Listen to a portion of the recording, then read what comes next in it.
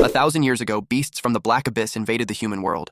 But when the monuments appeared, they gave humanity a small chance to survive. These monuments granted people special powers called professions, and humans began fighting back. After leveling up over time, humans finally managed to push the beasts back into the Black Abyss and reclaim their land. Since then, Huaxia built its provincial capitals around the 9 monuments. Every year, a special ceremony is held to choose high school students who will become the new defenders against the Black Abyss. But the beasts haven't truly disappeared, they're still lurking in the dark. To stop them for good, the young must grow stronger. In year 53, on job transfer day at the Lintian City Monument Branch, a man stood on stage and announced the start of the ceremony. Soon, the monument would assign professions to each student based on their talents. No matter if they got a combat or support role, they all had a duty to serve their nation, Huaxia. The future rested on their shoulders. The students were excited. After studying for 18 years, they would finally awaken their powers. One student hoped for a combat role so he could join a guild and earn easy money. The guy next to him said being a warrior wasn't that simple. Their school only had a 50% success rate for combat roles. Then they noticed a quiet student nearby and laughed. Lin Tianhao was still asleep during the ceremony. Everyone at school knew him as a lazy slacker. If he even got a support profession, that alone would be a miracle. One of them joked that a useless class like a beast tamer would suit him perfectly. Lin Tianhao then finally woke up. He was the lowest-ranked student at Lintian City High School. After crossing over into this world, he had made it to this day. He wondered what kind of profession he'd receive. The guy who mocked him walked over and asked what profession he wanted. Tianhao answered with a grin. His goal was an S-rank talent or a hidden class. They laughed at him, telling him to stop dreaming. They said he probably wouldn't even get a life-type class. After all, in the last potential test, he only got a C. Based on that, Tianhao knew his chances were slim. His stats were low: strength 2.9, intelligence 2.8, constitution 1.6, spirit 1.7, agility 1.5, and a C potential rating. Still, he believed a nobody could rise up and become great, especially since he had already crossed over into another world. If that was possible, then so was a miracle. That's why he still hoped to get a good profession. Soon it was time for Class 2 from Lintian City No. 1 High School to take the stage. Names were called one by one. First up was Wang Dong. In his mind, he wanted the loser Tianhao to watch him shine during the job transfer. The facilitator explained that the process would take about 5 seconds. If he felt any discomfort, that was normal. Just bear with it. He placed his hand by the monument. A bright light flashed and the transfer was a success. His new class was Warrior. He was thrilled. A system then appeared and showed that his talent was C rank. The facilitator told him that even a C rank was impressive among regular people and wished him success as a warrior. He was told to go to the Lintian City Guild Center, where pros would teach him how to use his new skills. Some girls who liked him squealed as he passed by. They told him not to forget them. Others were jealous. Being a warrior meant stable work for life. While showing off, he bumped into Tianhao. He said he didn't even notice someone was there. Turns out it was just their class's dead weight. Wang Dong had always bullied him, and now that he had a powerful job, Tianhao felt things would only get worse. Other students circled around. They called Dong out for not saying sorry after bumping into him. One even said he found Tianhao annoying. They joked that with his long face, he probably thought he looked cool. But Dong just waved it off. He said he was in a good mood and wouldn't let trash ruin it. He invited the guys for drinks at the tavern that night. Tianhao wondered how a bully like Dong could become a warrior. It only made him more curious about what job he would get. The bullies also talked about him. They were sure his job would be nothing compared to Dong's. Then the facilitator called out the next name. It was Tianhao. He walked toward the monument. As he stood there, he silently prayed. He didn't care what class he got, as long as it could help him survive. He held his breath. Then he placed his hand on the monument. Lightning sparked from it. Seeing that flash, he felt a little hopeful. Maybe things were finally turning around. Everyone waited for the result. The light slowly faded. The facilitator told him to brace himself. His job was summoner. Tianhao looked disappointed. The crowd burst into laughter. Summoner was known as a sewer-tier profession. Technically, it was a combat class, but raising summoned creatures was expensive and barely worth it. That's why people thought it was a trash job. They pitied him for getting the worst class possible. Life wasn't going to be easy. But then, something popped up. A system message said it had detected his awakening, his true identity, Abyssal Lord. He would now be granted a random SSS level talent. The system explained that with the Abyssal Lord path, he would gain a random SSS level Abyss talent every 10 levels. Tianhao tried to wrap his head around it. If it was true, He could get 10 SSS talents by level 100. Then a ticket was given to him by the lady. He stared at it as the system announced the start of the draw. It then congratulated him. He had received the SSS talent, Demonic Sacrifice. Demonic Sacrifice lets the user give up a portion of their max HP permanently to instantly level up a summoned creature and turn it into a demon, giving it divine powers from hell. Even after being demonized, the creature can still gain experience and grow stronger through battle. The cost was steep. It was a permanent loss of HP. But as a summoner, he didn't need to fight directly. As long as his summons were powerful enough, he'd be safe. And he could use gear that increased his max HP to make up for the loss. The system explained, for every 100 max HP he gave up, the summoned creature would gain 1 level. Right now, he has 1,000 horsepower. If he kept at least 100 horsepower for himself, that meant he could instantly boost one summon to level 9. Still, he knew it was risky. He planned to use the skill carefully. Since he stayed quiet, people thought he was upset. The facilitator tried to comfort him, saying there were still other paths in life. Tianhao thanked her and said he would make something of himself. Even then, the crowd still looked worried. Someone in the audience suggested he should just go home and think things through. Tianhao admitted summoners were seen as weak and useless, but he had already decided he would become the strongest summoner in the world. A few hours later, he arrived home. His sister asked how it went. He simply answered, "Summoner." She immediately felt sorry for him. She had just come out of the shower and was only wearing a towel. A small towel was draped over her shoulder. Tianhao grabbed it and began drying her hair. She told him that next year, when she gets her profession, she'd become a mage and protect him. He shoved the towel back at her and told her not to worry about him. She should focus on keeping herself safe. She pouted and said he was bullying her again. Just then, he got a message and immediately told her he was heading out. The message said there would be an assembly. He wasn't sure what it was about, but decided to check it out. The teacher informed the class that the job transfer results were quite good. There were 5 warriors, 8 mages, 11 support roles, and 1 summoner. Dong, who was sitting behind Tianhao, scoffed that a worthless person ended up with a worthless class. They mocked the summoner, convinced that being one meant his life was basically over. Because Tianhao's situation was a bit unusual, the teacher handed him a beginner's guide to help out. Tianhao expressed his thanks. The teacher then added that if Tianhao ever ran into problems, he should come to him for help. After that, he told him to return to his seat. Tianhao felt a bit overwhelmed when he saw how thick the book was. It confirmed his suspicion. Being a summoner put him at the bottom of the hierarchy. Next, the teacher addressed the class, explaining that they had been gathered because the school wanted to collect detailed data on everyone who successfully changed jobs. All the job change students would be present, so he warned them not to embarrass him. The group headed outside for the aptitude test. The instructor then announced that they'd begin. A mage went first. He struck the testing device and received a respectable score of 73, indicating decent talent. Then it was Dong's turn. He hit the machine with his sword and scored 89, clearly one of the top students. Tianhao was called up next. He had read about a basic summoning spell in the book, but he hadn't actually tried it yet. Still, he chose to trust the process and hoped it would work. He opened the book and began to read the spell. A breeze began swirling around him. Everyone was disturbed by the sudden gust of strong wind. Dust filled the area, making it hard to tell whether he had successfully summoned anything. When the dust finally settled, a slime appeared on the ground. Tianhao was stunned. The entire class burst into laughter. The slime looked too cute to be taken seriously. It was hard to imagine it fighting. Someone even joked that it was only good for cleaning floors. The slime clung to his leg, and he could hardly believe this was his summoned creature. The status window revealed its stats. Level 1, 500 HP, 9 attack power, with 2 skills, Corrosive Slime and Slime Spit. Tianhao frowned. With only 9 attack power, it felt like it wouldn't even leave a scratch. The teacher asked everyone to settle down so they could see the test result. They all turned to the board and saw a score of 9. Nothing more. The room went silent in disbelief. While the students laughed, the teacher tried to offer some words of encouragement. Tianhao asked if he could give it another shot. The teacher allowed it. He decided to test his class's unique ability. By using Sacrifice, his summoned creature could be permanently demonized and upgraded. He chose to spend 200 points just to try it out. The other students looked on with confusion. To them, it didn't matter how many times he tried, they believed nothing would change. His total HP dropped from 1,000 to 800. Then a red lightning struck the slime. Its body began to twist and shift. Everyone stared in anticipation. The transformation continued, growing more intense. And when it was over, Tianhao stood before his new companion, a demonized slime.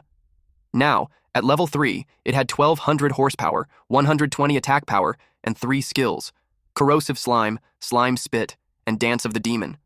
The once blue slime had turned crimson and grown two sharp horns. He launched the attack. The slime leapt into the air. Then, in a flash, it dashed forward and struck the target cleanly. All eyes turned to the scoreboard. For a moment, it flickered as if it had short-circuited. Everyone was stunned by the result. It displayed a score of 120. They couldn't believe how strong he was. It seemed impossible for him to get such a high score, especially when Dong had only scored 89. Dong was in disbelief. He questioned how it could have happened. Even the legendary war god of Huaxia, Fang Changyun, had only managed a score of 101 back in the day. The idea that Tianho hit 120 was hard to accept. He accused Tianho of tampering with the machine, pointing out that he took the test twice. His lackeys backed him up.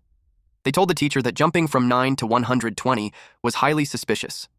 Tianho admitted to himself that he did interfere, but only by using his class ability on his own summon. The teacher acknowledged that their doubts were reasonable. Tianho insisted that he didn't cheat. The teacher walked over to inspect the machine. There was a strange colored line across the screen. After examining it carefully, the teacher concluded that the machine had simply malfunctioned. Tianho hadn't cheated. Dong felt relieved to know it was just a machine malfunction. In his mind, there was no way that loser could ever surpass him.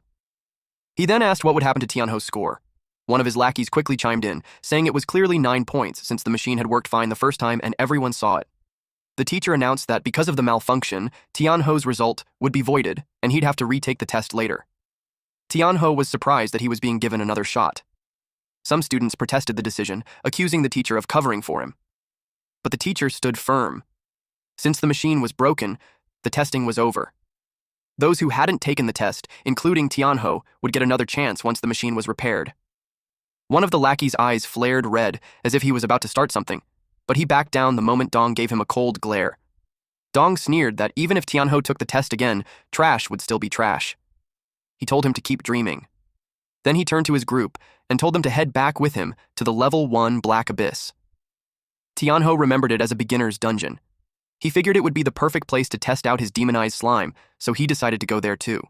The group then took their leave. Later, the repairman arrived and discovered the machine had been damaged, by a student no less. When they saw the extent of the damage, they wondered if the school had actually birthed a genius. Nearby, an old man noticed Tianho. He walked over and commented that Tianho's physique was well suited for a summoner. The line struck a chord with Tianho. It felt familiar, though he couldn't remember where he had heard it before. He asked the old man if he was really talking to him. In response, the old man revealed a top-tier summoner's staff, offering it for 300 gold. Tianho was skeptical. To him, it looked like nothing more than a fancy stick, and the price seemed like a scam. But the old man insisted he was only offering it to him because he believed they were fated to meet. For anyone else, he said, the price would have been at least 1,000. As Tianho held the staff, he could feel its power radiating through him. With no proper summoner's guild around, good gear was rare. So despite his doubts, he decided to take it. The old man asked for 300 gold. Unfortunately, Tianho only had 92. He asked if the old man could give him a discount and sell the staff for 92 gold instead. The old man accepted it as a deposit. He explained that with the payment, the staff would be reserved and wouldn't be sold to anyone else. However, if Tianho truly wanted to claim it, he would need to travel to the deepest part of the Level 1 Black Abyss maze and retrieve a specific treasure. Only then would the staff be his. Tianho considered backing out, but it felt too late. Deep down, it felt like he had just accepted a quest from an NPC. The old man handed him a paper and said that once he reached the deepest area, everything would become clear. Then he insisted that Tianho place his fingerprint on it.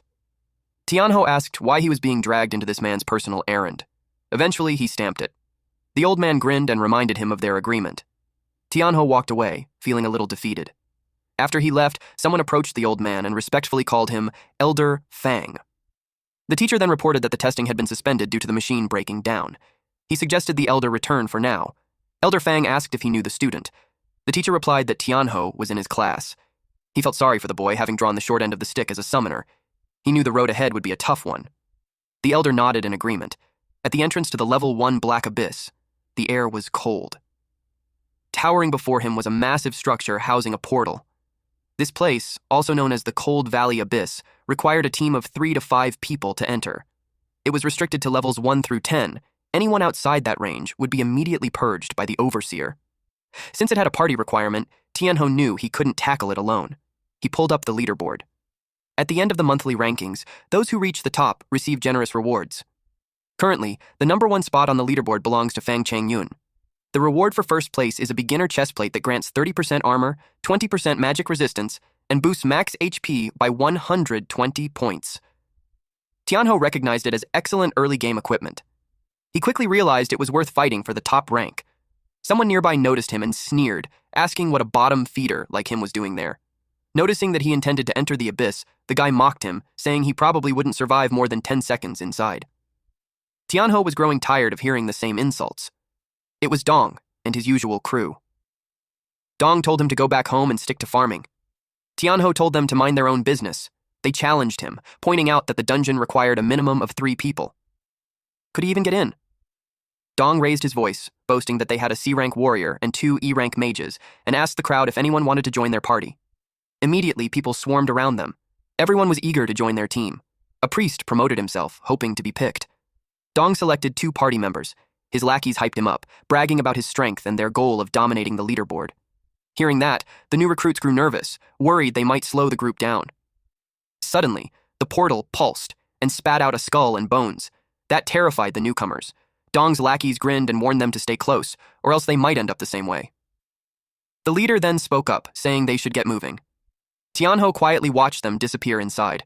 He knew Dong and his crew were bad news. The newcomers likely wouldn't make it out alive. While death wasn't permanent, thanks to resurrection, it came with a heavy cost. That's why clearing the dungeon without dying was always the best strategy.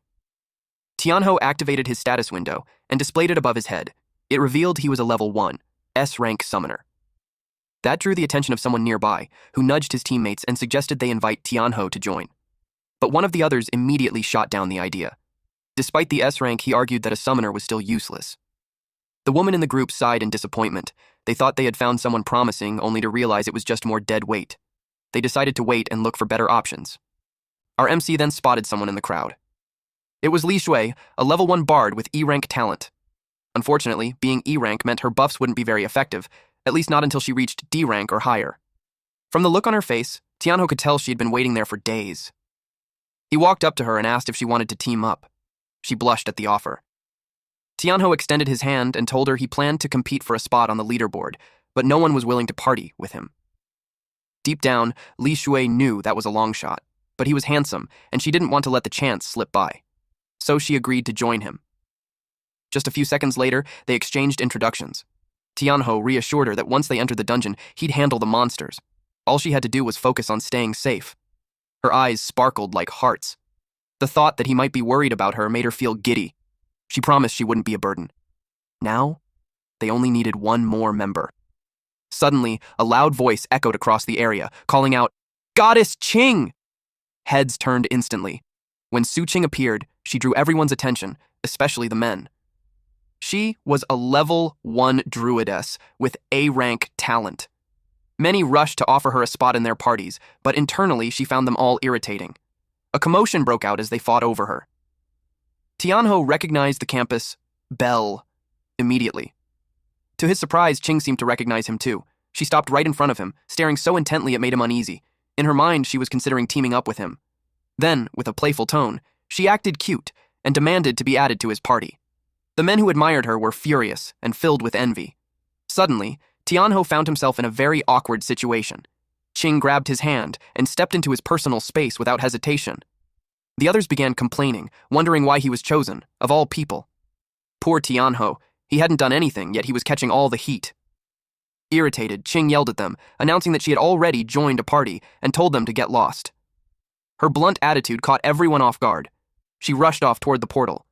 Tianho called after her, asking why she wanted to join his team. She answered honestly, she was aiming for the leaderboard and needed 2 carry-ons. If she could take some trash all the way to first place, no one would ever look down on her again. Her choice of words was kind of hurtful. She told them to stop standing around and start moving. Tianho sighed, slightly troubled by the fact that they now had a little princess on their team. Shui quietly asked if it would just be the 3 of them. He confirmed it. There wasn't anyone else suitable to join. He told her that if things ever got too dangerous, she should feel free to leave the party and retreat. They stepped through the portal and into the snow-covered dungeon. The cold hit them instantly. Even with the cold resistance gear Tianho had bought, it didn't seem to help much. Jue offered to cast a low-level resistance aura. She gently plucked her small harp, and a warm golden light wrapped around them. Qing glanced her way and remarked that maybe Jue wasn't completely useless after all. Tianho reminded them that they needed to move quickly. They were here to compete for the leaderboard. Suddenly, a pair of glowing red eyes appeared from the shadows. Tianho stared it down. It was a corrupted wandering wolf. Level 1. Its stats showed 400 HP, 21 attack, 200 agility, 1 defense. Its skills were Plague Spread and Weakened Howl. A tragic creature, its soul was bound to the Cold Valley Abyss, trapped in a broken body. It was considered a standard-class monster. Qing recognized it right away. She smiled, saying the timing was perfect. She had been meaning to get some practice in, then she transformed into a spirit cat. Watching her semi-beast form in action, Tianho finally understood what it meant to be a druidess. She leapt and immediately charged at the monster. She slashed at the wolf with her claws. Tianho noticed that the wolf began taking recurring damage. He quickly deduced that her claw attacks had inflicted a bleeding effect. Shui was genuinely impressed by Qing's strength. The wolf dropped loot. Wolf pelts worth 20 gold per bundle and wolf fangs that went for 10 gold per bundle. Qing handed the items to Shui as thanks for casting the cold resistance aura earlier. She explained that she didn't like feeling indebted to anyone. Shui smiled, touched by the gesture, and told her she didn't need to be so formal. After that, Qing suggested they keep moving forward. Tianho gave one last look at the fallen wolf before following. Before long, their path was blocked by 3 more wolves. Without hesitation, Qing shifted into her beast form and charged. She tore through the wolves, cutting them down swiftly. However, handling 3 at once proved to be a bit much. Still, she didn't let it slow her down. She had her eyes set on the leaderboard. Shui grew concerned when she noticed Qing was injured. She offered to cast a low-tier healing spell, but Qing refused. The spell wouldn't restore much health anyway, and she advised Yue to conserve her mana instead. Qing pulled out a potion and took a drink. Tianho gently tapped Shui on the shoulder, offering a silent gesture of comfort. As they continued walking, they stayed alert and scanned their surroundings. Up ahead, Qing unknowingly stepped on a magic circle. Her instincts kicked in. She knew immediately that it wasn't good. In an instant, a massive hammer came crashing down from above. She narrowly dodged it. The weapon had been hurled by a corrupted wandering zombie, an elite monster. It was level 4 with 600 HP, 56 attack, 100 agility, and 5 defense. Its skills included Hammer Strike, Rotting Stench, and Devour. It was a decaying corpse that spawned corrupted wolves. Though its brain was almost gone, its aggression was relentless against intruders. Seeing that it was an elite, Qing knew they were in for trouble. Jie grew anxious, startled that an elite monster had appeared out of nowhere. She asked why it would show up here.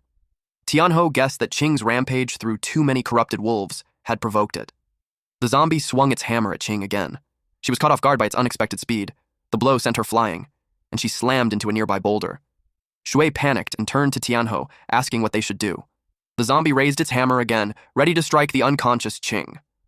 Without hesitation, Tianho summoned his demon slime. A thick mist spread across the area. Then the slime emerged, now at level 3.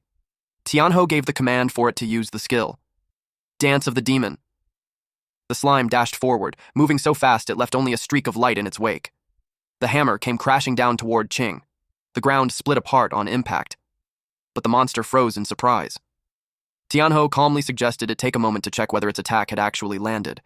The slime had already snatched Qing away and gently handed her over to Shui. Tianho instructed Shui to bring Qing to a safe spot nearby and heal her. He would handle the wandering corpse himself. The zombie prepared to swing again. Tianho commanded the slime to use slime spit. The creature leapt into the air and soared above the monster. A devilish grin formed on its gooey face. The demon slime unleashed a shower of red, slimy liquid onto the monster below. The creature raised its arms to shield itself from the attack. Tianho quickly followed up by ordering the slime to use Demon Dance again.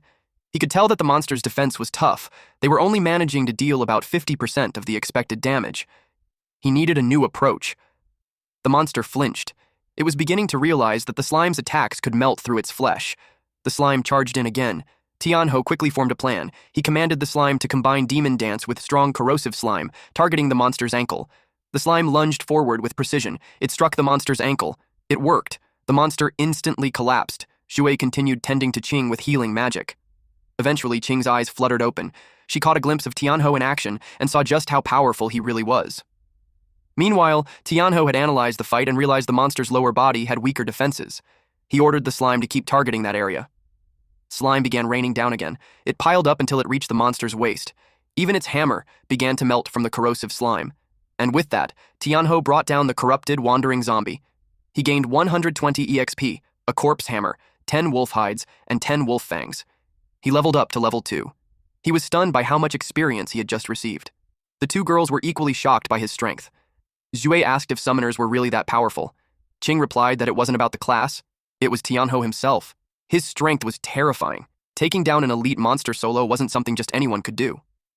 Tianho approached her and gently asked if she was okay. She blushed at his concern. She answered that her injuries were only minor. Xu then mentioned that her healing chant was slow and they needed to stop and rest.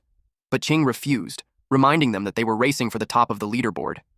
She insisted that she could still fight and urged them to keep going. But her legs wobbled, she could barely stand. Tianho caught her and supported her weight, asking how she expected to compete for the leaderboard if she died trying. She blushed, then admitted he had a point. Reluctantly, she agreed to rest first. Tianho told her that the map showed a nearby cave. They'd spend the night there. They soon arrived at the cave. Tianho suggested that they rest while he stood guard outside. Shui, completely drained from overusing her magic, fell asleep the moment she lay down. They were both surprised at how quickly she knocked out. Tianho gently urged Qing to get some rest as well. Just before he stepped out of the cave, Qing quietly thanked him for saving her earlier. Tianho didn't respond right away. He simply stared at her, her face flushed with embarrassment. She quickly added that she wasn't the kind of person to forget a favor. Then, clearly flustered, she turned around and mumbled that he should pretend she never said anything. Tianho couldn't help but smile. For all her sharp words, the tsundere noble girl had a sincere heart.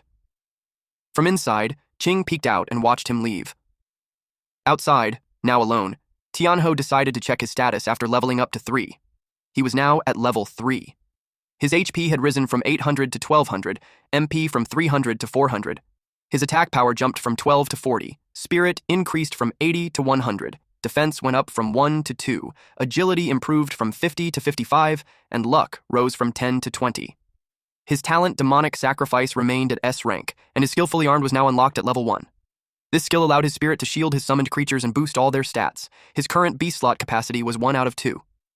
Tianho smiled, pleased with his progress. He activated the skill Fully Armed.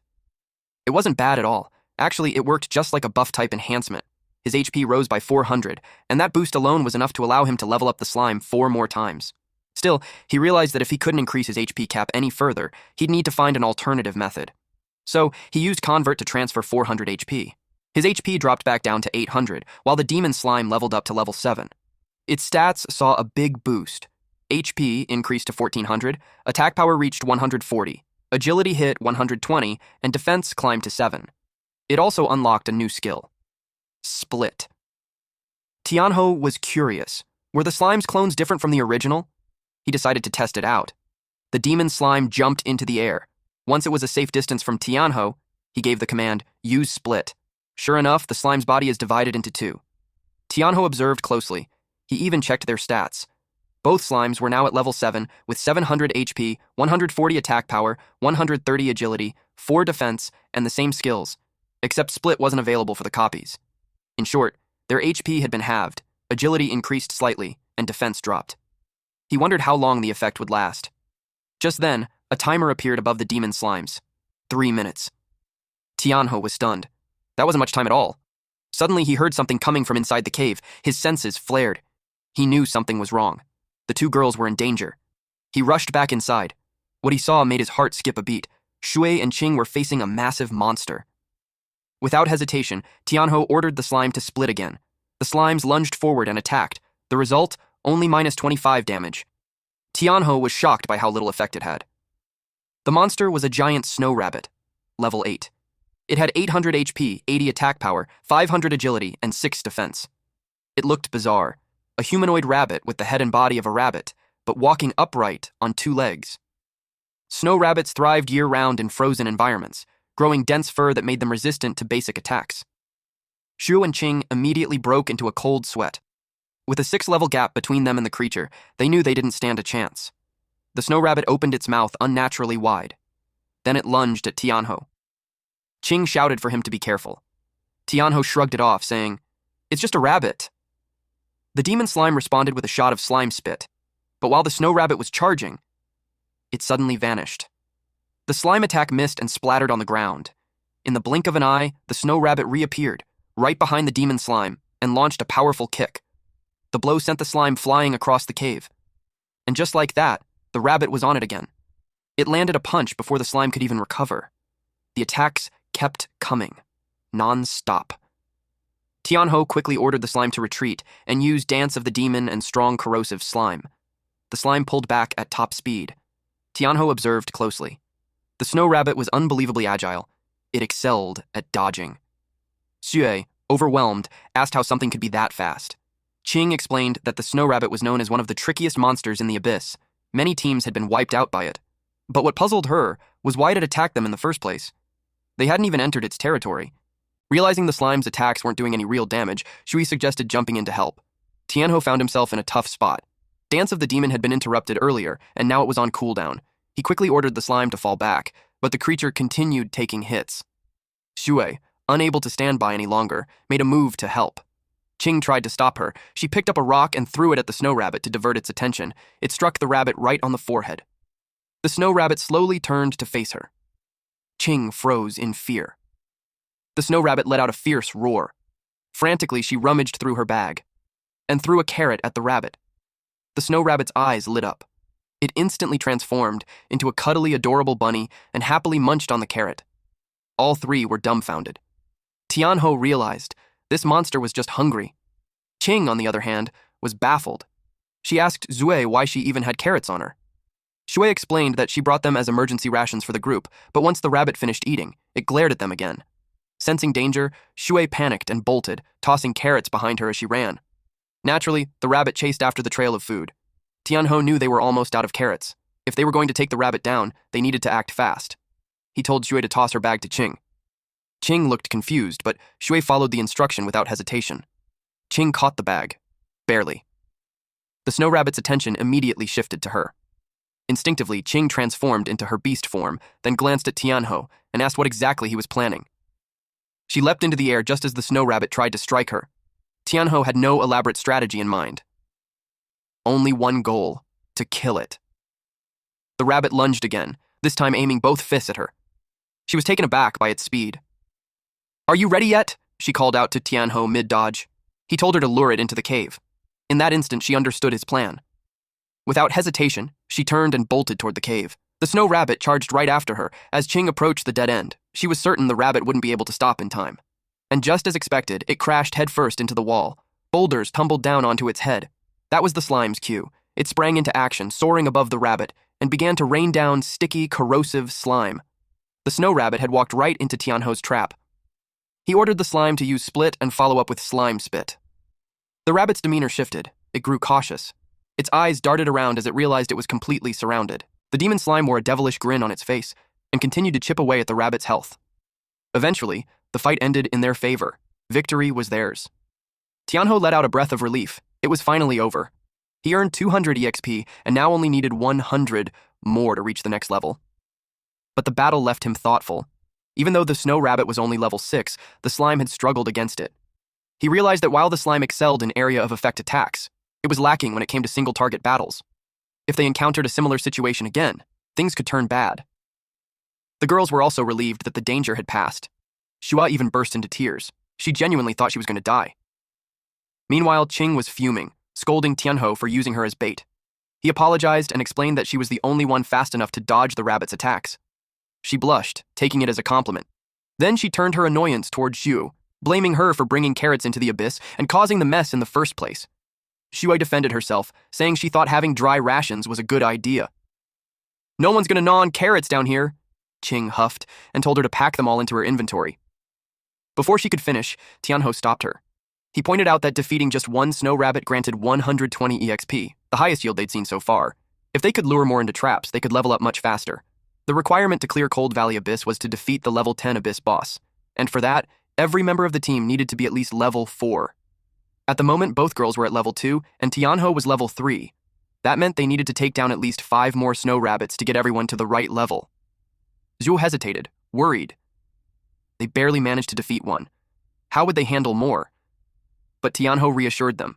This time they wouldn't be the hunted, they'd be the hunters. Qing immediately backed the idea. She had no time to waste grinding one monster at a time. If they could lure rabbits to them, it was perfect for their goal of reaching the leaderboard. They quickly got to planning. They placed a carrot on the ground as bait when a snow rabbit approached. They were surely proud of themselves. They jumped out from behind the boulder, launching a surprise attack. 3 hours later, they had finally leveled up. Tianho reached level 5, while both Qing and Shui hit level 4. They'd already spent 5 hours inside the abyss. Yue was pleased. Reaching this level in just 5 hours felt like incredible progress. Qing agreed. It was fast. The previous record holder had taken 8 hours to clear the dungeon. Shui was hopeful. Maybe they could beat that record. But Qing quickly grounded her optimism, reminding her that they still had the boss to deal with, and it wouldn't be easy. Tianho was thinking the same thing. According to the guide, the boss was the wandering zombie leader. It could summon corrupted wolves and wandering zombies to fight alongside it, making the battle a drawn-out endurance match. With their current setup, the fight could last at least 2 hours. Xue asked what the plan was now. Qing suggested they rest and recover completely before heading into the boss fight. Tianho agreed they'd take a 30-minute break. While they rested in the cave, Tianho used Convert to transfer HP. His total dropped from 1100 to 800. He was beginning to worry. His HP gains were getting smaller with each use. He knew he'd need to find a better solution once they got out of here. The demon slime had now reached level 9. Its HP had gone up to 1,600, attack power to 150, agility to 130, and defense to 9. Its skill set remained the same. Strong corrosive slime, slime spit, dance of the demon, and split. No new abilities had appeared, and the stat boost wasn't particularly impressive. Tianho silently hoped the upcoming boss fight wouldn't be too brutal. Suddenly, a loud noise echoed from outside the cave. They all jolted upright, alert and uneasy. Rushing outside to investigate, they were greeted by the sight of a magnificent creature, a winged horse with a shining horn. Tianho asked in disbelief, "What is that?" It was a hidden boss, a unicorn. Level 10. It had 1,500 horsepower, 120 attack power, 300 agility, and 10 defense. Its skills were Soul Cleansing Melody, Aura, Horn Thrust, Beast of Hoof Stomp, and Falling Meteor. This creature was sacred, noble, and pure. A guardian of the divine beast resting deep within the abyss. It only appeared when the land's life force was threatened, to drive out invaders and restore balance. Tianho was stunned. A unicorn? He could hardly believe it. He felt lucky to have stumbled upon such a rare boss. But judging by its stats, it was far more powerful than the dungeon's main boss. The demon slime tensed, ready to fight. The unicorn's horn began to radiate energy. Moments later, its eyes lit up with an eerie glow. Tianho stood completely still, his eyes vacant, as if he had fallen under the creature's spell. He was mesmerized by the creature's ethereal beauty. Without realizing it, he began walking toward the edge of a cliff. The demon slime noticed and sank its teeth into his leg. The pain snapped him out of it. He whirled around, furious at the bite. Tianho felt relieved. But then he saw that Qing and Shui were hypnotized too. They looked like they were seeing something beautiful, not realizing they were walking toward danger. Shui was just one step away from falling when Tianho shouted for them to watch out. He quickly pulled them both away from the edge. Then he placed them behind a boulder. They finally snapped out of it. Qing asked why the hidden boss appeared. Shui was confused because she thought the boss was the wandering zombie leader. Tianho said the unicorn is a guardian of life, and maybe it showed up because they killed too many snow rabbits. Zhui pointed out that it didn't appear when they fought a lot of undead before. Qing told them that beating the mini-bosses lets them reach the final area. Once they defeat the wandering zombie leader, they can clear the dungeon. But she pointed out that the hidden boss, the unicorn, had much higher stats than the main boss. She knew they could get wiped out. Zhu started crying. She didn't want to die and suggested they run away. Tianho said running wasn't an option. After killing so many snow rabbits, they had already been marked. Zhua regretted everything and said they were all going to die. Tianho put a hand on her shoulder. He reminded her that it was thanks to her they had reached a time that was half of the leaderboard's record. Now, they just had to beat the boss to clear the dungeon. He said it was just a hidden boss and he wouldn't let them get hurt. Qing acted confident and told them not to slow her down. Shu thanked them both. A few seconds later, the unicorn let out a loud roar. It had found them. They got ready to fight. The unicorn used Horn Thrust. As it charged, the ground cracked. It jumped across the cliffs. Tianho told everyone to scatter. The unicorn landed on the other side. Now that they had spread out, it was surrounded. The dust cleared, and the unicorn looked furious. Then it used Soul Cleansing Melody. The sound made them feel pain. Tianho called out to Shui. She began chanting, Sage's narrative hymn for resistance, a lullaby for weakening the enemy, and War God's march to boost their damage. The unicorn focused on her. Then it roared again. It used beast hoof stomp. Zhu froze in fear as it charged toward her. Just in time, Qing grabbed its horn to stop it. She balanced herself and kicked the unicorn hard. Then she taunted it. The unicorn neighed loudly in response. It locked eyes on her as she ran. When it used horn thrust, she jumped high to dodge. She was starting to understand the boss's strength. Then the unicorn jumped too. Tianho shouted at her to watch out. The unicorn stabbed Qing straight in the chest. She was in shock. Shui quickly ran to her. She begged her to wake up. Tianho called for his slime. Seeing what happened, pushed him to fight. The slime leveled up to 9, raising its HP from 1600 to 1700 and its attack from 150 to 160. The unicorn turned to face them. The slime moved in. It got ready to spit. Then it unleashed a rain of spit on the unicorn. Zhu was amazed they managed to hold it back. The unicorn's biggest weakness was dark element attacks, and the demonized slime was the perfect counter. Tianho told it to keep going. It released more slimes onto the unicorn, making it scream in pain. The unicorn tried to escape. It flew up into the sky, but Tianho wasn't letting it run. He ordered the slime to use corrosive slime and demon's dance. The slime turned into a puddle, then launched itself into the air to chase it down. It easily reached the unicorn and got close to its face. The slime blocked the unicorn's path and it got startled. Tianho praised the slime for doing great. The unicorn fell to the ground. It was furious. It let out sonic waves from its horn. Tianho shouted for everyone to cover their ears. While making noise, the unicorn attacked the slime. Tianho told the slime to use split to dodge. It nearly got hit, but just in time. The slime split, and the horn stabbed through the gap. Now there were 2 slimes. The unicorn used its stomp skill. The split had a time limit, so Tianho knew he had to finish it fast. He told the slime to use corrosive slime again. One slime jumped high, while the other got stomped on. The unicorn sensed the one coming from behind. But before it could react, the slime had already splashed it with a lot of slime. It tried to get away, but the slime clung to it, making it scream in pain. Because of its severe injuries, the unicorn went into a frenzy. Tianho panicked when he saw it going berserk. He quickly told the slime to back off. The spot where the slime had latched on was badly damaged. The slime returned to Tianho's side. The unicorn stared at them with rage. Tianho held his ground, waiting for its next move. But he was puzzled. It suddenly stopped attacking. Then he noticed something strange. There was a puddle of purple liquid with bits of grass near the unicorn's feet. Qing asked why he was just standing there. She rushed in and told him to finish it off. Shui also started moving, but Tianho told her to wait. Qing leapt at the unicorn, and Tianho watched as she finished it off with a scratch. The unicorn collapsed. Qing stood proudly over it, pleased with what she did. The unicorn lay in the puddle, whimpering. Qing stepped back and was shocked. She didn't expect it to be crying. Suddenly, a beam of light came down from the sky. It let out a sound wave that caused them pain. The force was so strong it even made the ground shake and rocks shift. A boulder was about to crush them. Tianho ordered the slime to swallow it. The slime tried to eat the rock. It grew larger to fit it in.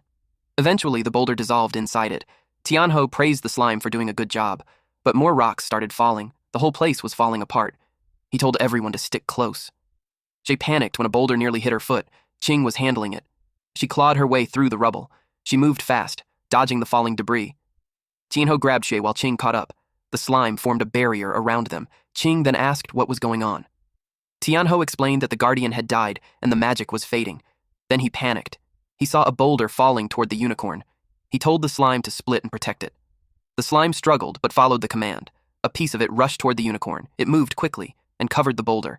After dissolving the rock, it checked on the unicorn. Then it formed a barrier to keep it safe. The unicorn coughed up blood. Soon the mountain stopped collapsing. It was time to check on the unicorn. Qing asked what was going on.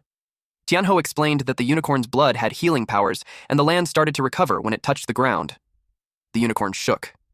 Qing suggested they kill it now so they could leave the abyss. But Tianho stopped her. She asked why he kept getting in her way. Shui noticed something strange about the unicorn as well. Tianho realized it was trying to say something. Suddenly, the unicorn jerked up. Shui flinched. Qing insisted they kill it immediately, but again, Tianho told her to wait. She argued they didn't have time for that. The unicorn coughed up more blood, then it collapsed. They saw something sticking out of its belly. A horn had torn through it from the inside. Qing couldn't believe what she was seeing. Another unicorn had appeared. Qing stood frozen.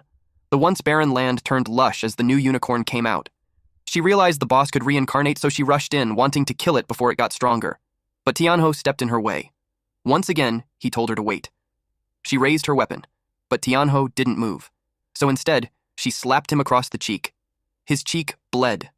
A drop of his blood landed on the unicorn's horn. The horn began to glow brightly. Qing was already irritated with Tianho. While they argued, the unicorn tried to stand up. Then a notification popped up saying a contract had been formed. The two women paused and looked at the unicorn. Tianho turned to see. A golden light floated toward him. It gathered at his third eye. He could now see the juvenile unicorn's stats. Level 1, 600 HP, 15 attack, 100 agility, and 2 defense. Its skills included Soul Cleansing Melody and Beast Hoof Stomp. Tianho was suddenly transported to another dimension where only he and the unicorn existed. This was the outcome he had predicted. He had noticed earlier that the unicorn was trying to protect the baby inside it, but he never expected the baby could become a contracted beast. Now, he had a second summoned creature. Qing asked what was happening. She looked around for the unicorn. Then the ground started to shake again. A huge crack split it open. Qing grabbed Jue and pulled her along, shouting for Tianho to run. But Tianho knelt beside the fallen unicorn and promised that he'd protect its baby. Tianho sat on the lush green grass where the unicorn's body had once been. The system displayed the loot: a forgeable unicorn horn, unicorn mane, venomous unicorn blood, and a Cold Valley treasure chest. He was focused on checking the drops, while the slime behind him tried to warn him the ground was collapsing. The system congratulated him for breaking the record. The rankings had been updated. He expected it. Meanwhile, Qing was panicking. She shouted for him to hurry and come back, but the ground beneath him gave way. The two of them looked on in worry. Tianho started falling. The system asked if he wanted to exit the dungeon. He tapped, yes, and instantly, he disappeared. The other two were transported out too. They emerged from the dungeon. Xue thought she was really going to die. A moment later, Tianho appeared. Qing grabbed him by the collar. He tried to calm her down. Everyone around them was checking the leaderboard, causing a stir. It hadn't been updated in a long time, so people were eager to know who made it. Some argued that no one could beat Fang Changyun's record. Then someone stepped out of the portal, and the crowd rushed over, thinking it was the record-breaking team. Someone called Tianho's party and asked if they were the one who just broke the record. A man called him an idiot for thinking that way. Since the group was likely forced to leave, they were sure it wasn't them. It all seemed logical to them. Hearing that made Qing furious, so Zhui tried to hold her back before she caused a scene. People started gathering near the portal. Dong's party stepped out. He mocked Tianho for being kicked out.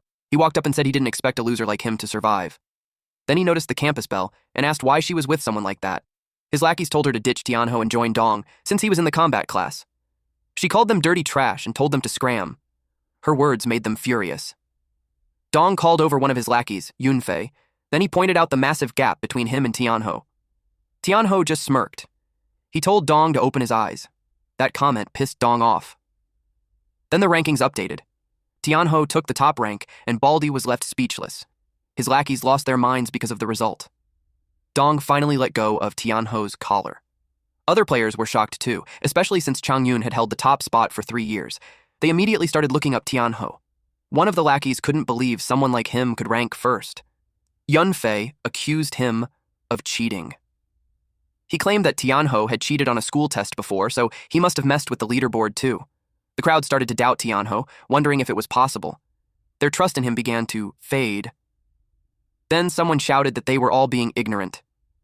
Yunfei, annoyed by the interruption, demanded to know who said that, but he went pale when he saw who it was. A group of elites had arrived.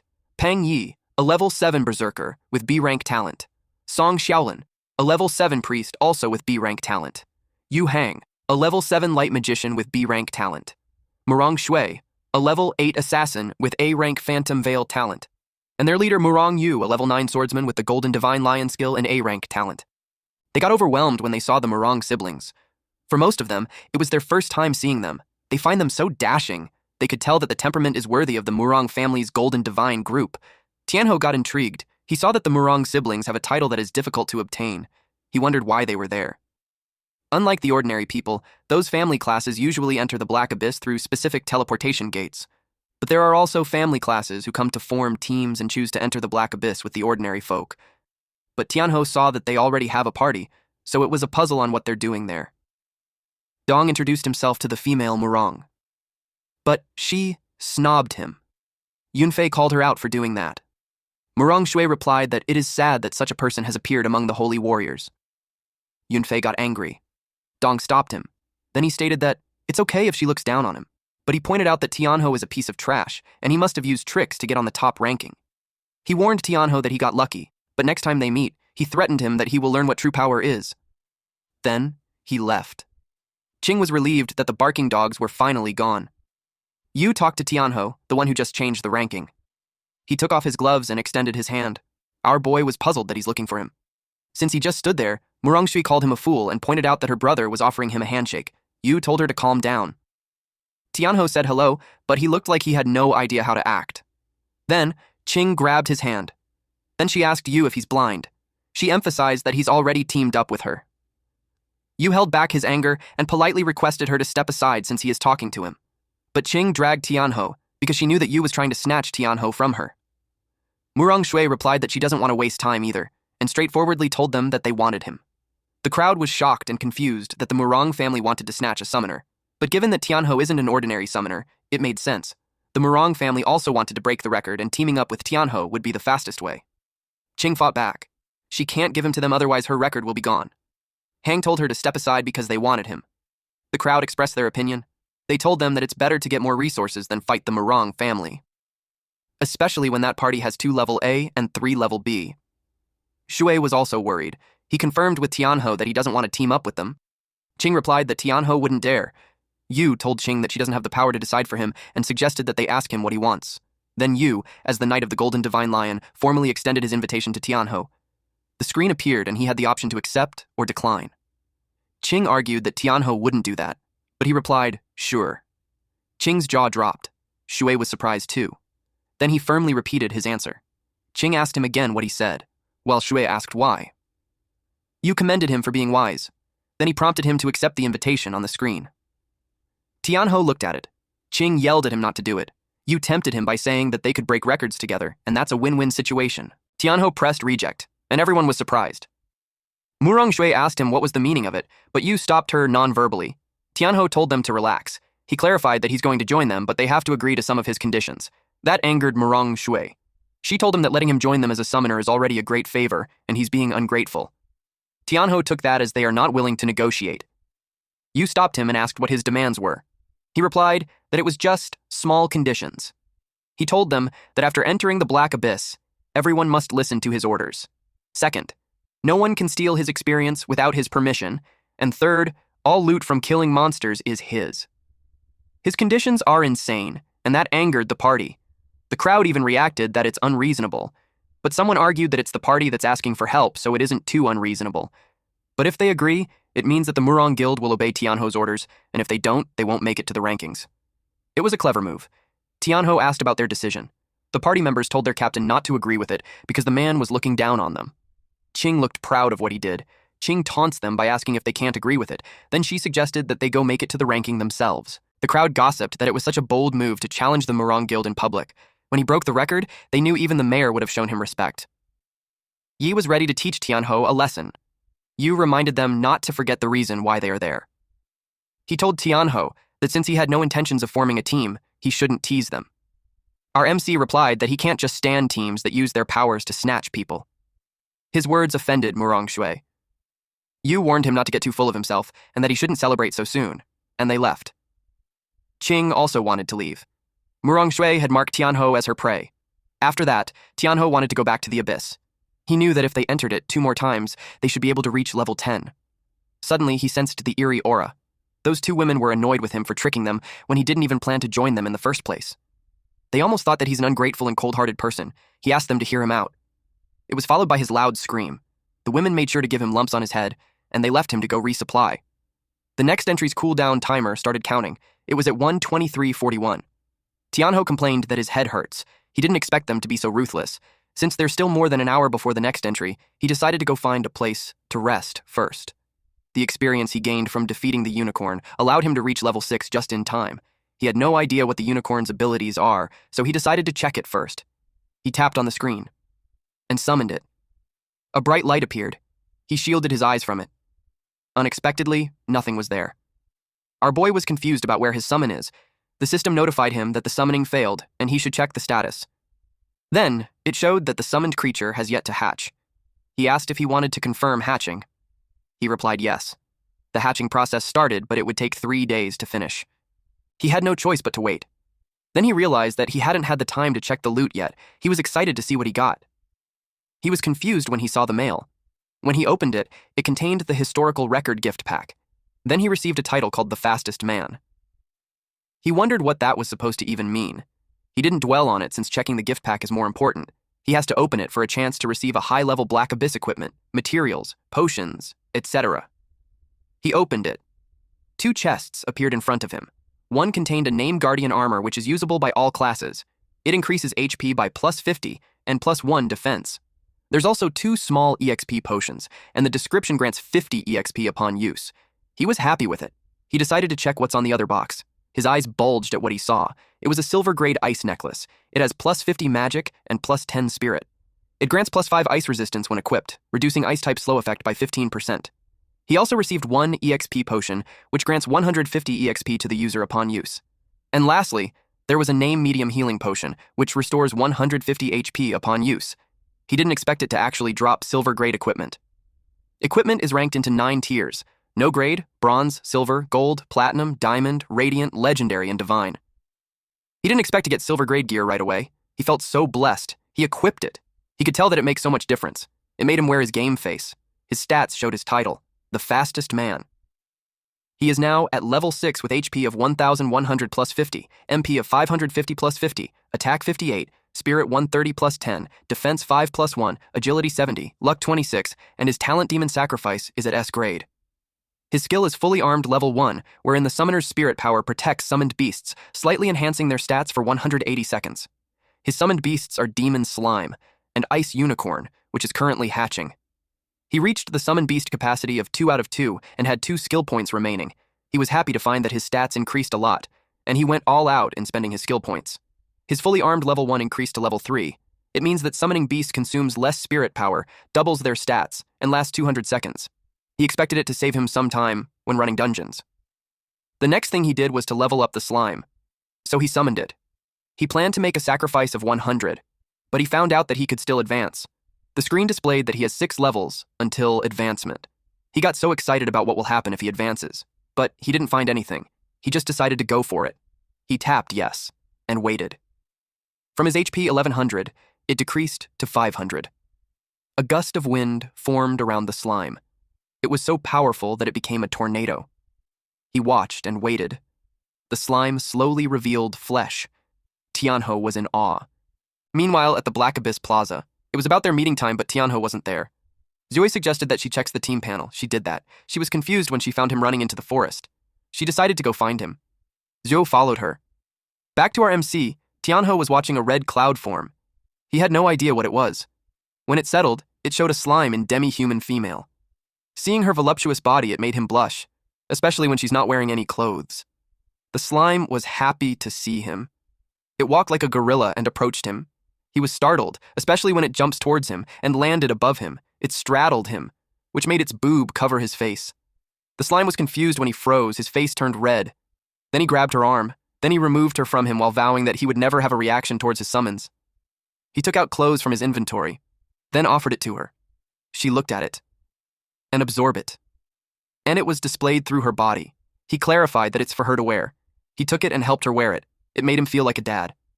After putting that on, it showed an increase of 0.1 in defense. Tianho just learned that summoned creatures can wear gear. He suspected that it's because it was a humanoid. Then he decided to check the new stats of the slime. From level 9, it leveled up to level 15. HP increased from 1600 to 2700, attack from 150 to 200-205, agility from 130 to 160, defense 9 to 20 plus 0.1, and 2 skills have been added. One is an AoE, and the other is a single target attack skill. Those skills are Corrosive Acid Rain, where it throws a part of its body to form rain clouds, releasing highly corrosive acid rain on a targeted area, causing continuous damage. And the second one is Demon's Embrace. Once wrapped by tentacles covered in strong acid, the opponent will taste the horrors of hell. It deals high continuous damage to the target. He checked and saw that the Corrosive Rain is an upgraded skill, while the other must be learned at advancement. Those 2 skills seem pretty strong, so he got excited to try it out. Meanwhile, Qing and Jue were puzzled on why Tianho is going deep into the forest. She checked her map, and they went ahead. Eventually, she found him. From her point of view, it looked like he's doing something sketchy with a woman. Shui expressed that she's exhausted. She asked if that was the place. She blushed at what she saw. While Qing was furious as she asked him what he's doing, Tianho was surprised to see them. He asked what they were doing there. Qing had her fist balled while she asked if they're disturbing his good time. Tianho turned pale. They called him a pervert. That caused him several more bumps on his head. Qing reasoned that she had no way of finding out that it was an advanced slime. She blamed him for not explaining. He reasoned that she didn't even give him a chance. Then he asked why they were there. Qing replied that the meeting time was up, so they had to find him to enter the Black Abyss. He explained that he was resting there and forgot to check the time. Then the screen showed up and asked if they were going to enter. Since everyone was there, they decided to enter already. They were engulfed with a bright light. Meanwhile, the Hmong party had killed several monsters already, and they are frustrated because there were no signs of what they're looking for. Yu had a sour expression. He realized that someone beat them to it. He couldn't believe someone got it first. Hang asked what they should do now. Yi suggested that whoever it is, they can just offer a high price to buy it back. Hang smacked him for being foolish. First of all, it is a 1,000-year mythical beast, and second, it's a secret mission. Xiaolin looked really haggard as he suggested that it could have been snatched up by another guild. Murong Shui yelled at them to shut up. She suggested that it must have been taken by a rogue team. Rogue is a term for unaffiliated guildless players. She stated that no other guild had the fragments, so they couldn't have known the unicorn had awakened, unless a team already inside the abyss ran into it and took it down. Yu replied that Xiaoxue, his sister, was right since the abyss is showing signs of instability, and the beast had awakened earlier than expected. He added that aside from them, the Golden Lions, no other guild could have known ahead of time. So, with the mythical beast dead and the abyss acting up, the difficulty level is about to spike. He wondered who on earth had defeated it. Xiaoxu suggested to her brother that if someone took it, since there weren't many teams that just came out of the abyss, they could just kill them and take it back, especially the arrogant little punk. She's pertaining to Tianho. Yu refused because the Golden Lions don't slaughter innocent people, and he knew that someone capable of defeating a hidden boss can't be weak. But he suspected that the unicorn was with Tianho. Yu told them that it was enough and ordered them to head back to HQ to report first before deciding. He reiterated that they should follow and return to the guild. He stabbed the ground with his sword, and they were enveloped with bright light, which teleported them out from there. Meanwhile, Tianho was freezing inside the abyss. Sui chanted a spell to help with it. Qing told them that they should move fast. Tianho is getting annoyed with her princess attitude. This bitch. They traversed the forest. They arrived at the place where the first corrupted direwolf spawned. Qing wanted to use them as her warm-up. The grass made a rustling sound. Qing was fired up to fight. Suddenly, the direwolves appeared. Shui was surprised that there were 5 at once. Tianho thinks that the monster count at the first spawn point quadrupled. Qing didn't mind that there's 5. She was confident that she could take them down in one hit. She called Shui. Shui replied that she's ready. She played her small harp. Her music affected those monsters, and Qing ended them in one strike. Then she commented that it was too easy. They observed that Qing's upgraded damage is nearly hitting 400 in a single strike. She really proves herself as a combat class. Tianho looked like there's something on his mind. Qing stated that no matter how many monsters there are, she would take it down one by one. Tianho wanted to know why there are more direwolves. He asked if it was just a coincidence, but Qing and Shui didn't bother about it. They called him to hurry up. Tianho knew that his question would be answered on the next spawn. The sky turned dark. Tianho could sense that there's something strange. Qing told Shui to keep buffing and she'd clear the place. Shui asked her to calm down. Tianho was spooked. The ground shook, the snow swelled, and a monster appeared. Tianho realized that these monsters were hiding beneath the snow, and they were in hunting formation. They were now being surrounded. Plus, there's too many of them too. Shui got worried. She asked what they should do. Tianho could tell that the attacks aren't random. He suspected that the monsters had developed intelligence. The monsters started attacking. Qing helped Shui to get up quickly, while Tianho just stood there. He took a deep breath and faced the large monster, while the direwolves attacked him from behind. Even Qing got scared. She thought they're done for. Even when the wolves were ready to eat them, Tianho could still smirk. Then he raised his hand and yelled for the demon slime. Now, the party is about to get started. Meanwhile, at the Abyss Plaza, the skies turned dark. The people there were alarmed, since the ground shook, and when they looked at the entrance, there was a movement. Someone begged for help. Several people were thrown out, but their bodies were already dismembered. That surprised everyone. Some even vomited.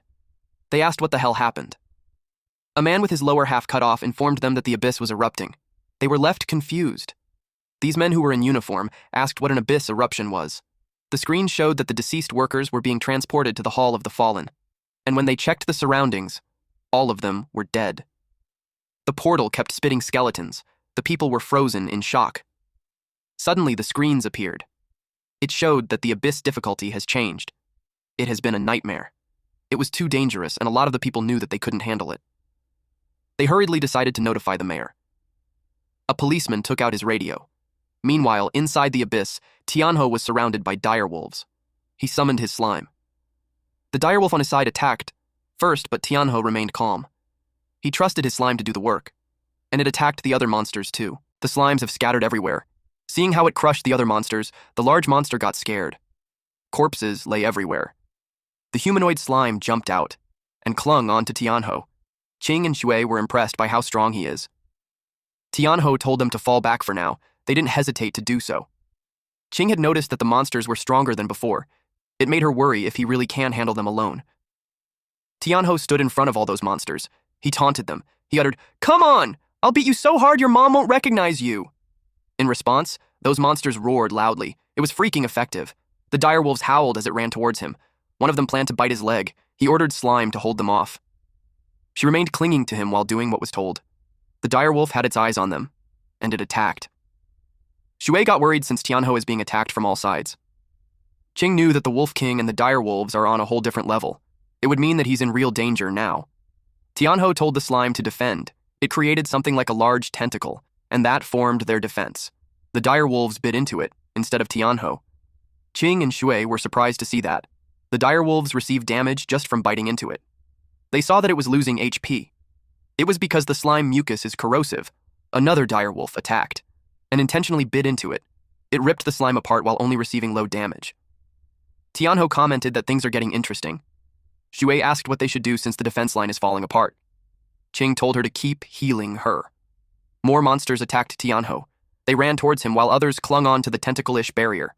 The women need to be careful since those monsters are rushing in. The monsters continued to receive damage just from biting the slime. Tianho noticed that those monsters were working in coordination.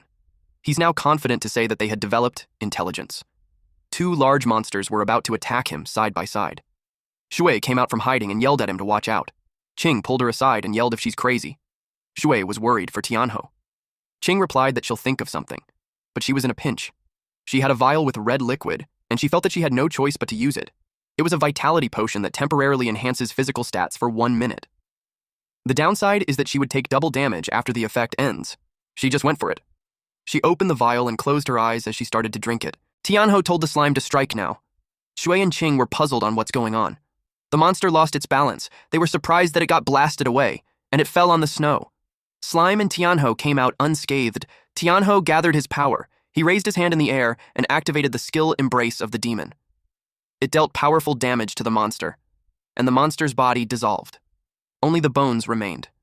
The system notified him that the zombie Wolf King had been slain, and experience would be rewarded. Jui celebrated, while Qing couldn't believe that he actually crushed a level 10 zombie Wolf King with his bare hands. The direwolf whimpered in fear. The zombie monster beside it glanced at it and hammered it. Another zombie monster approached, and their bodies fused. It is a fusion skill called Rot Hammer Storm. It steadied its footing and twirled until it created a zombie tornado. Qing couldn't believe that a low-level Black Abyss monster can use fusion skills. After the monsters fused, both their defense and attack power skyrocketed. She was worried that Tianho wouldn't be able to hold out. She yelled at him to watch out. The tornado continued. The slime hugged Tianho's torso and carried him away. He was surprised. The slime was getting sucked into the tornado. When its body touched the tornado, it dispersed and it received damage. Tianho knew that if they got hit, it would be game over. Shui cried and asked what they should do. Qing told him that he doesn't have any permission to die yet. She gripped the vial and drank the liquid. The small pebbles near her were moved when her body got engulfed with fire. She was unrecognizable. She's topless too. Shui couldn't believe her eyes. Qing had transformed into a bear spirit form. She immediately set out and charges directly to the tornado. Xiu froze when she saw the bear. The shock was too much and she passed out. Her body collapsed onto the ground. Qing didn't expect the elixir to let her reach the white bear form. She saw Tianhao getting trapped inside the tornado. She knew she had to help him. She activated her skill, beast form, white bear. She let out a thunderous roar. Tianhao panicked when he saw another monster appear. He immediately ordered Slime to retreat. To his surprise, Slime didn't move. Then Slime bolted forward as fast as it could, but Tianhao was still anxious. He couldn't shake the enemy. When he saw the massive bear silhouette behind him, his heart sank. He was certain he was about to die. He clenched his teeth and braced for the impact. But after a moment passed, he realized he was unharmed. Then someone shouted his name. It was Qing. She had raised a barrier, blocking the hammer attack. She yelled at him not to freeze up and to attack. Tianhao activated Slime's demonic embrace. Slime's tentacles stretched and thickened. Qing was stunned by the sheer power. But the moment she lost focus, the fused monster slammed into her. It began to spin and accelerate. She realized it was forming another tornado and shouted for Tianhao to hurry.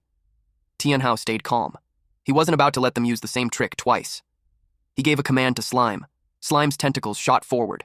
They wrapped tightly around the monster's limbs and neck. Tianhao clenched his fist. That was the signal. The monster exploded. Qing finally relaxed when she saw the enemy fall. Tianhao thanked her, saying her timing saved his life.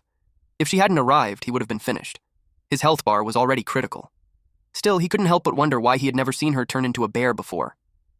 Qing checked her status and saw she only had 4,676 health points left. It was dangerously low. She prepared herself for the backlash. Pain ripped through her body, forcing her to her knees. Then she collapsed onto the ground. Tianhao rushed over, shocked and confused. Her body partially reverted to human form. She coughed up blood, and Tianhao saw her health drop to just 10 points. One more hit would have killed her. He quickly pulled out a potion from his bag. He helped her drink it. Slowly, her strength returned. The white fur covering her body faded away, leaving her naked.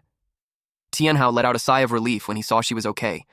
As he looked at her, he suddenly felt something soft. When he realized what it was, his face turned bright red. Qing looked confused when he suddenly called her name. Tianhao's face was completely red, and a nosebleed streamed down. She quickly realized she was naked and immediately called him a pervert. He tried to explain that he was innocent, but she punched him before he could finish. He crashed onto the ground. After putting on her clothes, she walked toward him with an angry glare. She accused him of assault and warned him that if he told anyone about this, she would kill him. Noticing her flushed cheeks, Tianhao realized she was deeply embarrassed. She grabbed his collar and demanded to know if he heard her. He quickly said yes and insisted he didn't see anything. Only then did she let go. Still, she warned him to watch his mouth.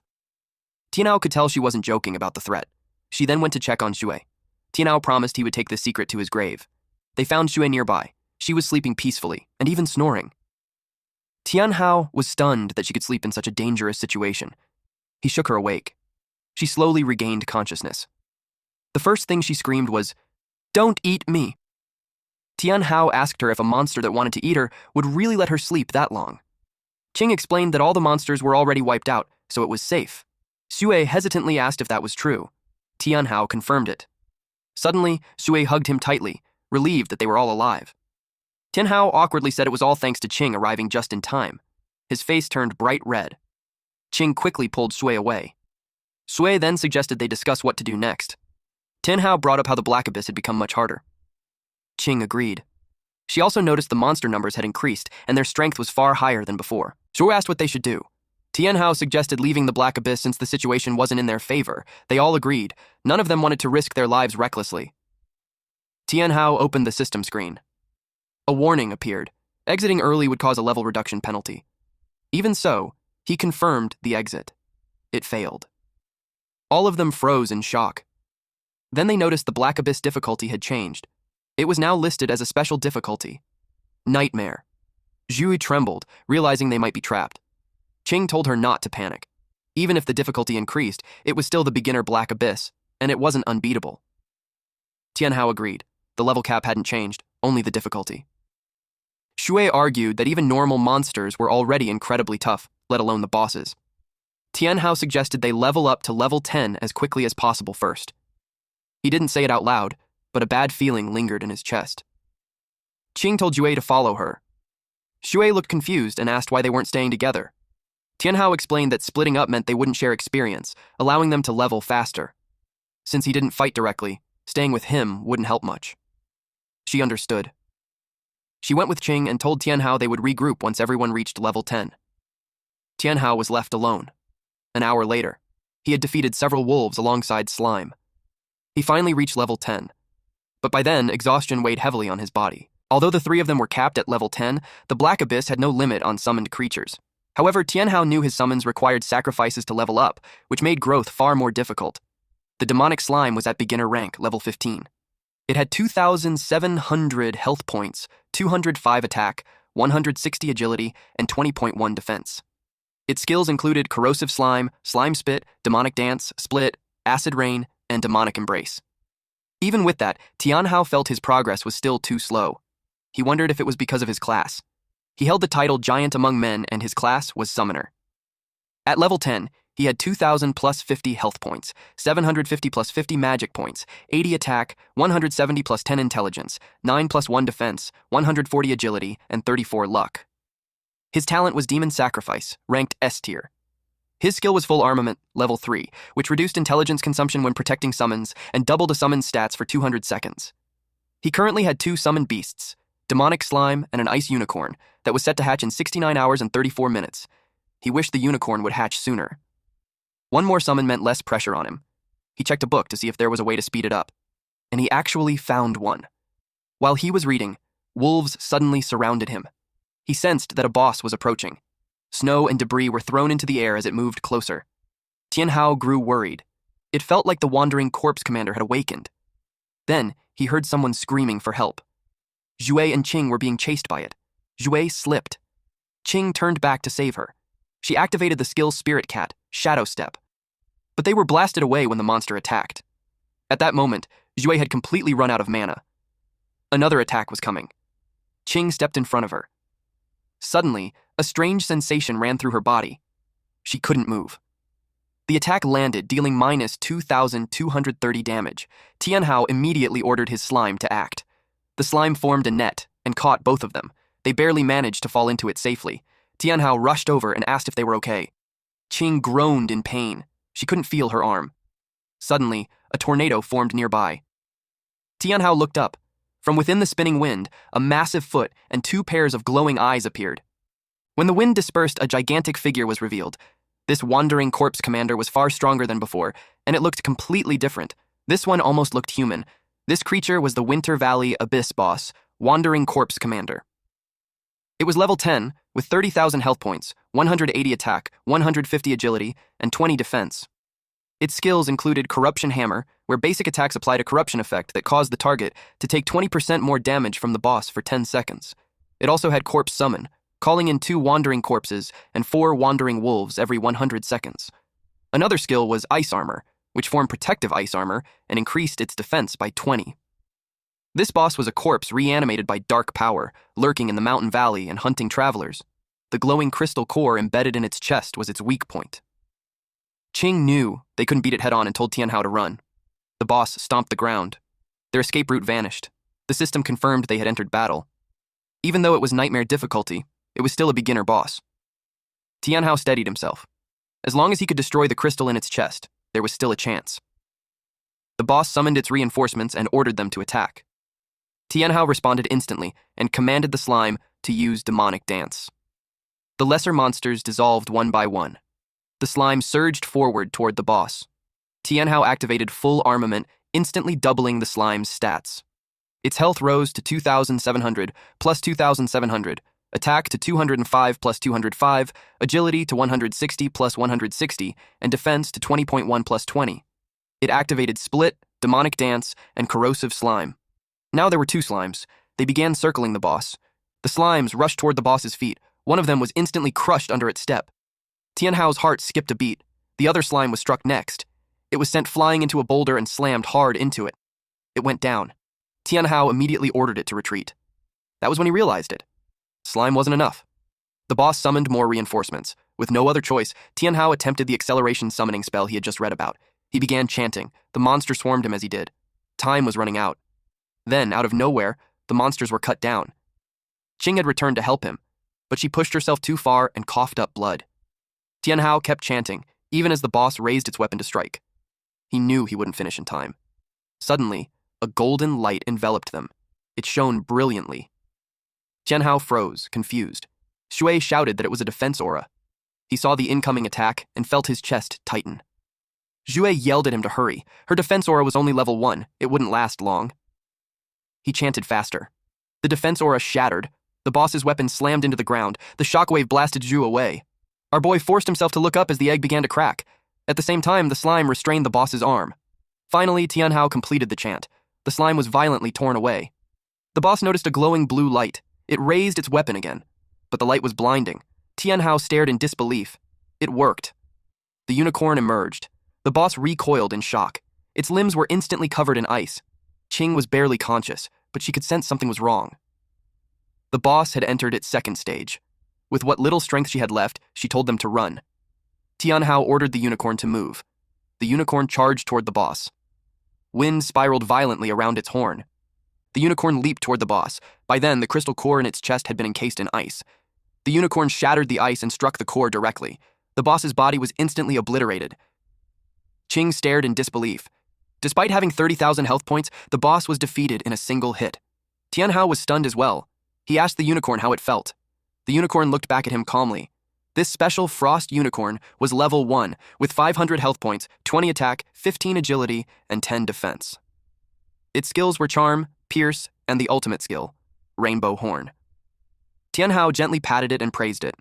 The slime climbed onto his back, clearly wanting attention too. He praised the slime as well. Without it, they would have been completely wiped out. Tianhao then asked the two girls if they were all right. Qing admitted she didn't expect to be saved by him again. She asked if that unicorn was his new summoned beast. She said it was terrifying that a level 1 summon could defeat the Wandering Corpse commander. Even Tianhao hadn't expected that much damage. Qing explained that the Wandering Corpse commander was a dark attribute monster, while the unicorn was a dual attribute summon of light and frost. That attribute advantage was likely why the damage was so overwhelming. Tianhao finally understood. The system announced their success in killing the Wandering Corpse commander. They watched as the reward calculation began. Since the difficulty was nightmare, all rewards were doubled.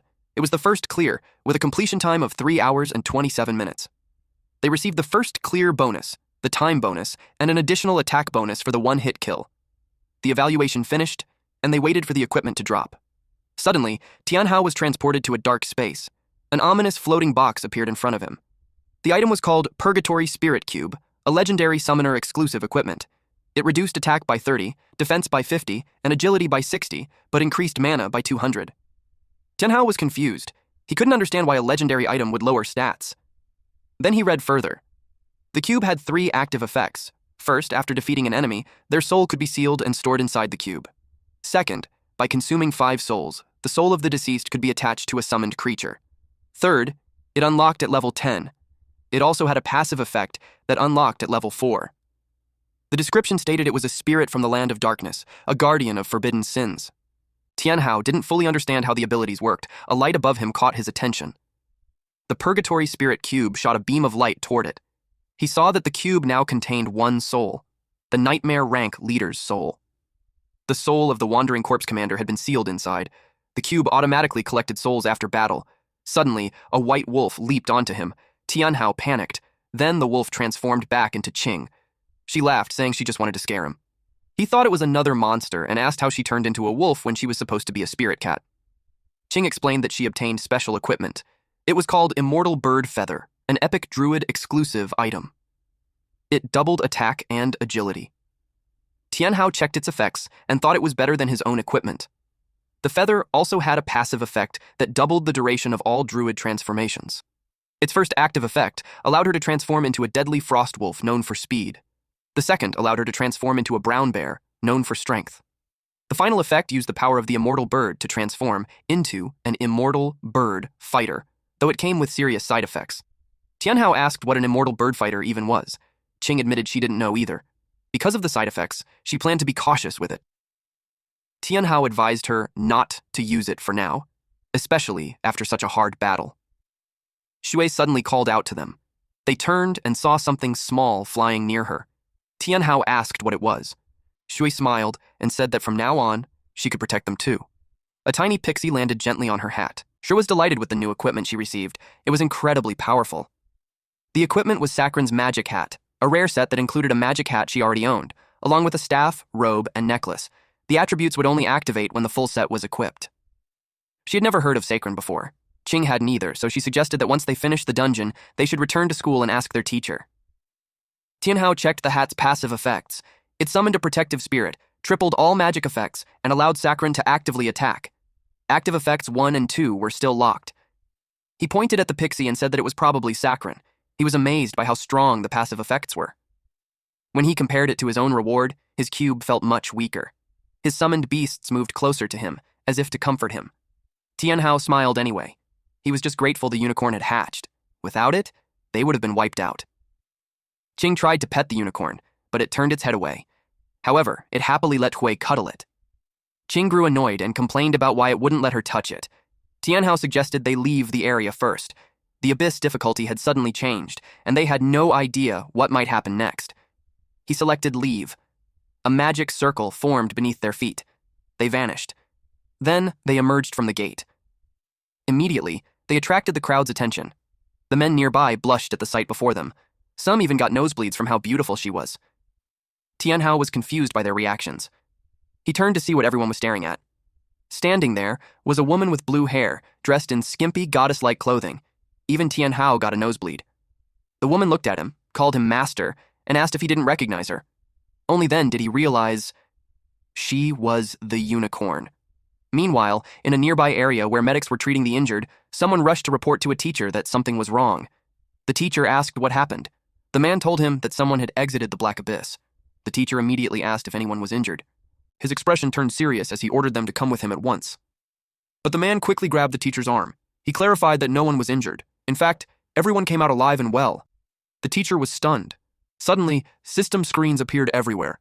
An announcement echoed out. Tianhao, Qing, and Zhui had cleared the beginner rank Black Abyss, Cold Valley Abyss on Nightmare difficulty. At the same time, the unicorn politely greeted her master, Tianhao. He quickly told her not to come any closer. She grabbed his hand and asked if he didn't want her anymore. Flustered, he told her to just say what she wanted without moving closer. Zhui quietly asked Qing if she was seeing the same thing. Qing noticed Tianhao's hand pressing against the unicorn's chest. Her expression darkened. Her anger triggered a transformation. She lunged at him, slashing and calling him a pervert. Zhui asked Tianhao if he needed healing magic. He shouted that Shui was the best, unlike that violent woman. Shui blushed and said it was normal for teammates to help each other. Qing scoffed and placed her jacket over the unicorn. The unicorn suddenly stiffened. Tianhao noticed and asked what was wrong. That was when they saw several men in formal suits approaching. It was the principal. The men all wore displeased expressions as they looked at Tianhao. Before he could say anything, Shui calmly informed him that they were there. The principal heard her. In an instant, someone grabbed them. The principal sensed something was off, but when he turned around, no one was there. Tianhao was shocked. The teacher earlier had hushed him, warning that the principal would discover them. But Qing suddenly yelled, demanding to know who they were. Tianhao quickly told her to calm down and explained that the man was his teacher. The teacher's eyes were fixed on the unicorn. Tianhao asked him what was happening. He briefly explained that the Black Abyss had rioted, causing countless deaths. Then, pointing forward, he said it looked like they had found the cause. Tianhao thought he meant him. He asked if Tianhao had made a contract with the unicorn inside the abyss. Tianhao asked how he knew. The teacher couldn't believe it. Making a contract with it, and even hatching the egg, would definitely bring trouble. The kid was finished. Tianhao asked what he should do. At that moment, they were discovered. Men in black suits suddenly surrounded them. The principal gave the order to capture them.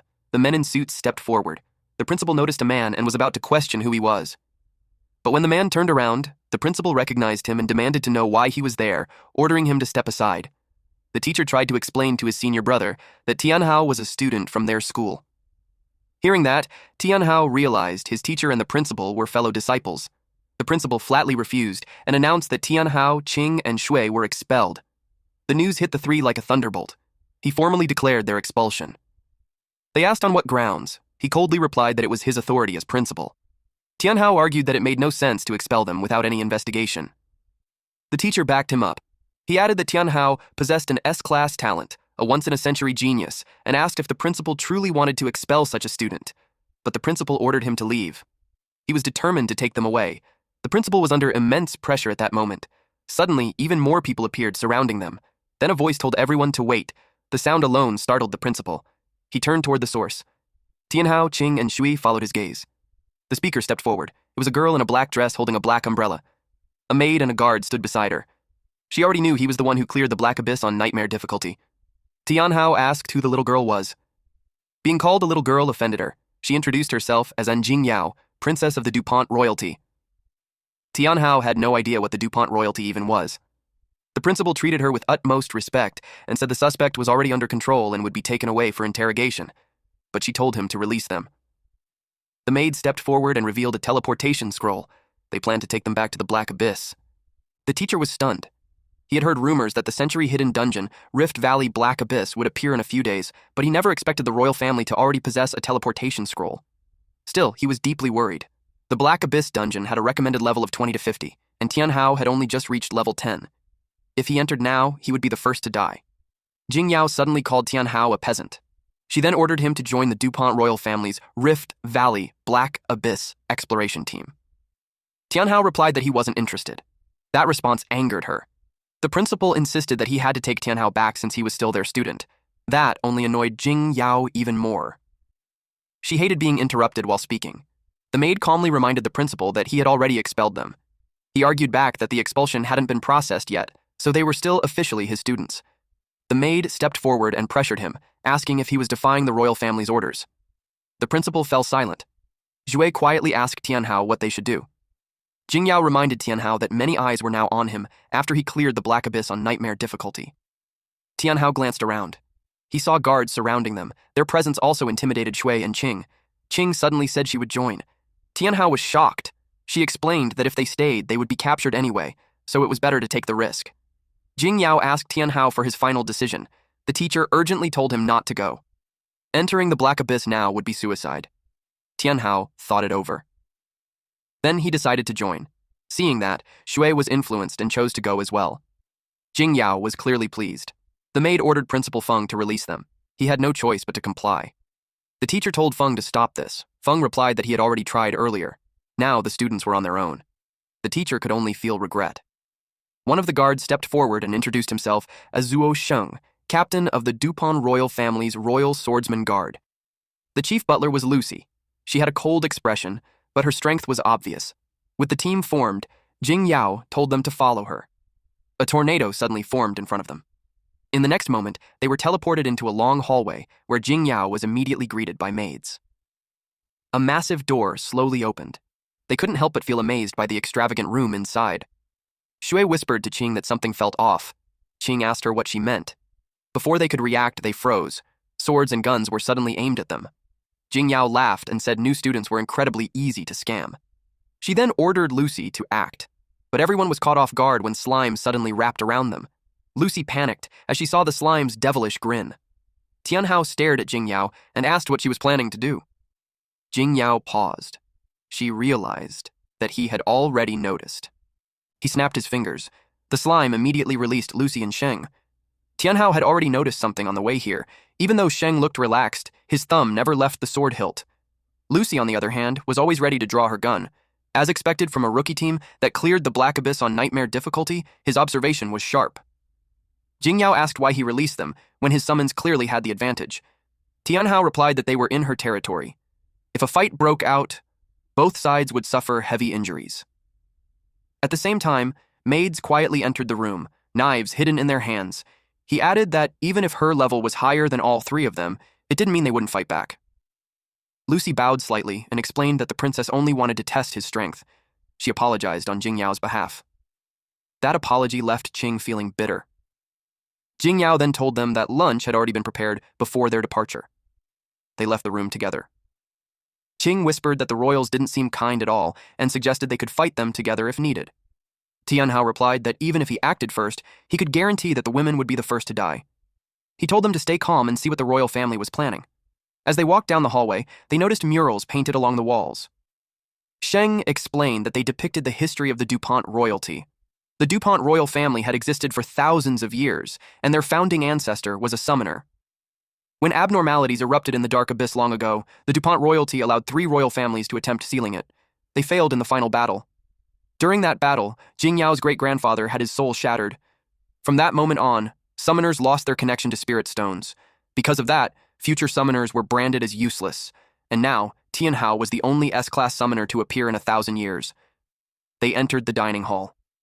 It became clear that Tianhao was the true target of all this. She quietly wondered if he was being offered as a sacrifice to the ancestors. Tianhao was stunned and told her she had been reading too many novels.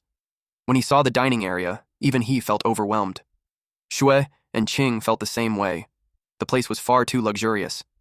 Once they were seated, Tianhao directly asked how he could help them. Jingyao explained that the hidden dungeon contained clues about the final battle, and she believed Tianhao was the key to uncovering them.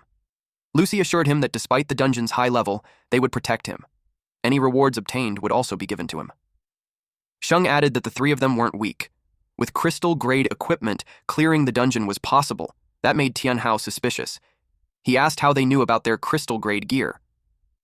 Jingyao pointed at his hat and revealed that it was a relic of the Typhoon Royalty Sage and the strongest magic hat in Sakran's Omen set. Shui immediately hugged the hat and asked if that was really true. Jingyao replied that she would explain everything during the journey. Since everyone had finished eating, she suggested they leave. Everything moved incredibly fast. The dining table floated into the air. A magic circle was revealed beneath it. Jingyao gave Lucy the order. Lucy stepped into the center of the magic circle. Sheng warned them that it was starting. Lucy channeled her power, causing the magic circle to glow. Her muscles bulged as the energy surged. Then she unwrapped the scroll. A violent wind erupted. Light exploded outward. It swallowed the entire area. They entered the portal. Lucy informed the princess that they would be waiting on the other side. Jingyao asked Tianhao if he was ready. They stayed wary of her. She could tell they didn't trust the Dupont royals yet. Still, she knew Tianhao understood how dangerous the situation was. She only hoped he could see the bigger picture. Then she stepped into the portal. Shui quietly asked Qing what they should do. Qing stayed silent. Tianhao told them they were going in. That surprised both of them. He explained that those people were strong, so letting them do the heavy lifting was a smart move. Then he promised that as long as he was alive, neither of them would get hurt. The words made both women blush. After that, they entered the portal. At the same time, inside the Holy Golden Lion Union. Hang the Magician reported bad news to his superior.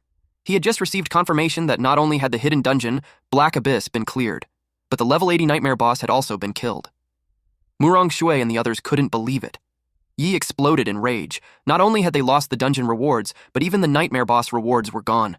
He wanted to take everything back. Just shouted for them to stop. They were already outside the dungeon, and their behavior deeply disappointed him. Murong Shui argued that Tianhao was the reason their mission failed. She asked if they were really just going to let him go. She looked uneasy. Yu remained silent. Suddenly, worried loud laughter echoed through the room. A man walked in, saying he was pleased to see their loyalty. He looked like a magician. Yu immediately acknowledged him as the union's president. The president said he would give them a chance to redeem themselves. He handed over a teleportation scroll leading to the hidden dungeon, Rift Valley Black Abyss. He explained that countless rewards awaited inside. Any adventurer who entered and survived would see a massive increase in strength. The members were terrified. The Rift Valley Black Abyss was a level 10 to 50 dungeon. The gap was enormous, and Murong Shui knew they had no chance. On top of that, the president revealed information from a reliable source. Several major unions and the 4 great royal families would also enter the dungeon to fight over the treasures. Naturally, the Holy Golden Lion Union couldn't afford to stay out. He admitted that at their current strength, they were unfit to challenge the Rift Valley Black Abyss. However, he had an idea. He released his power. A violent whirlwind formed. The members were pulled into it. They staggered as their expressions twisted. Yu raised his hand. With that motion, the wall shattered. Meanwhile, at the portal, Tianhao and the 2 women crossed through. They looked around. Before them stood 2 gigantic statues facing each other, with a massive rift splitting the space between them. The land around was barren and desolate. Jingyao praised Tianhao for being wise. It made her think that the legends were true. Tianhao asked what she meant. She took out a card, then handed it to him. It was a summon card, legendary grade. It can summon 3 shadow soldiers and they will fight until death. He froze. He couldn't believe she had just given him something so precious. She said it didn't matter. None of them could use it anyway. She would rather have him use it and increase their overall strength. Tianhao examined the card, hesitated for a moment, then decided to activate it. Light burst from the card and wrapped around his body. When it faded, 3 women appeared, each wearing an eye mask.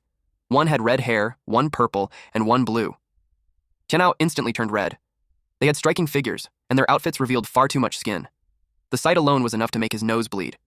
Qing snapped him out of it when she noticed the blood. Tianhao hurriedly wiped his nose and muttered that the legendary card was huge. He quickly corrected himself and said it was powerful. The three women stepped closer. They called him master and leaned in far too close. Tianhao panicked and told them to stop because he couldn't handle it. Suddenly, Sheng sensed danger. He unleashed a dragon-soaring horizontal slash. Shui and Qing were startled. Lucy immediately rushed to Jingyao's side to guard her. Jingyao commented that Tianhao was still a rookie, since he hadn't noticed the threat at all. Tianhao turned his head. An explosion erupted in the distance. Sheng reported that it was a mad demon hedgehog, a level 30 monster. Xu turned pale. Sheng warned them that this was only the beginning. Several hedgehogs charged toward them. Lucy noticed one getting dangerously close. She kicked its head upward. As it flew into the air, its underbelly opened, revealing rows of sharp teeth. Lucy fired her gun, and it exploded mid-air. On the other side, Sheng faced another hedgehog.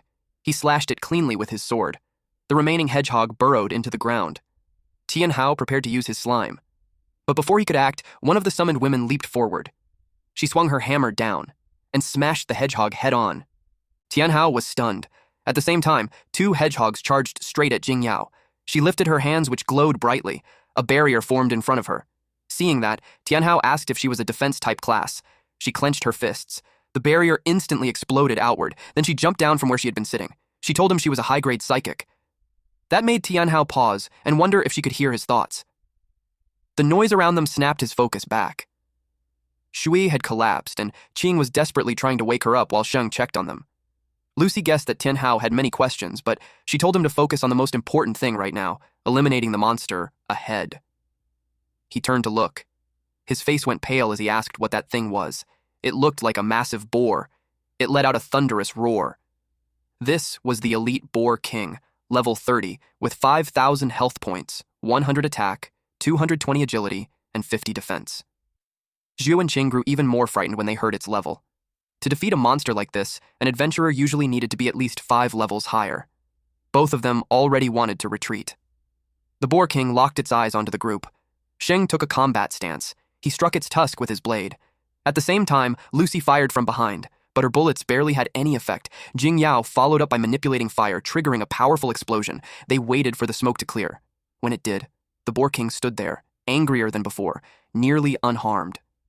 Qing realized that at this pace, it would take them at least 2 hours just to bring it down. Tianhao noticed Sheng's hand trembling. That made him wonder if the monster was really so strong that even the royal family struggled against it. Sheng looked drained as he admitted that he couldn't cut through its hide. Jingyao explained that normal attacks didn't work on it. That was exactly why they had brought Tianhao here. She added that to kill a defensive monster like this, its defense had to be broken first. Sheng and Lucy re-engaged the Boar King. As Tianhao watched, something clicked. The Shadow Army could seep through any opening. If they could penetrate the Boar King's hide, they could kill it from the inside. Jingyao confirmed his thought. That meant Tianhao was the only one here who could finish it. Lucy warned the princess that they couldn't hold on much longer. Jingyao grew worried. Changing the form of the Shadow Army required immense psychic power. Even her grandfather had struggled with it in the past. Tianhao understood. He told Qing and Wei to cover him. Qing partially transformed. She burst forward at incredible speed, drawing the Boar King's attention. Then one of the summoned women leapt into the air. She slammed her hammer down, smashing into the Boar King. Jingyao's eyes widened. Tianhao had already learned how to strengthen a shadow weapon on his own. The Boar King let out a furious roar. The blue-haired summoned woman landed directly on its tongue. The Boar King clenched its teeth in rage as its fury exploded. The Boar King's body was pierced from the inside. Everyone froze as it collapsed on the spot. Tianhao admitted he hadn't expected the Shadow Army to be this effective. Sheng stood there, completely stunned. Lucy was just as shaken. She knew that without bonding for hundreds of years, it was impossible to control a Shadow Army with this level of precision. Jingyao cleared her throat and suggested it was probably just a coincidence. She didn't tell them that the Shadow Army also possessed scouting abilities. Shadowing could move freely through any terrain. It was the most effective scouting skill in existence, and no one had ever fully mastered it. Tianhao asked what she had just said. To her surprise, he had already drawn a map. However, he noticed it was incomplete and began searching for the missing sections. Jingyao explained that the Rift Valley Black Abyss only opened once every 500 years. The difficulty was so extreme that no one had ever completed a full map. On top of that, Tianhao's Shadow Army level was still too low. It could only scout within a 3,000-meter range. Even so, it was already the largest map recorded in hundreds of years. They wondered out loud if the prophecy had finally been fulfilled. Jingyao nodded toward Tianhao. Then she asked him what level his summoning book was. He asked what she meant. Lucy explained that it was the entry-level summoning book, given during registration at the Summoner Association. She asked if he had one. Tianhao looked confused. He said he did have a book, but it wasn't from the association. It was given to him by his teacher. Shang suddenly realized something. Tianhao had used that broken book to clear nightmare difficulty in the cold abyss. That alone confirmed he was the genius everyone talked about. Then, Jingyao handed him a book. He thanked her and asked how to use it. She told him to inject mana into it. He did. The jewel on the book began to glow, making him ask what it was. The power it released shocked Jingyao. Suddenly, Jingyao, Lucy, and Sheng all dropped to one knee and pledged their undying loyalty. Tianhao was completely caught off guard. The book glowed even brighter. Shui and Qing watched closely as the book opened and its pages flipped on their own. Tianhao didn't try to stop it. The light intensified and images of monsters appeared. He realized the book was recording information on all summons. Another page flipped. It displayed detailed data about the slime. Then it flipped again and revealed information on the ice unicorn. Only then did he understand. It could record every detail of his summoned beasts. Qing became wary. Tianhao realized it was like carrying a living encyclopedia. Jingyao asked if something was wrong. He replied that he was fine. He told them to stand up and asked them to explain more about the book.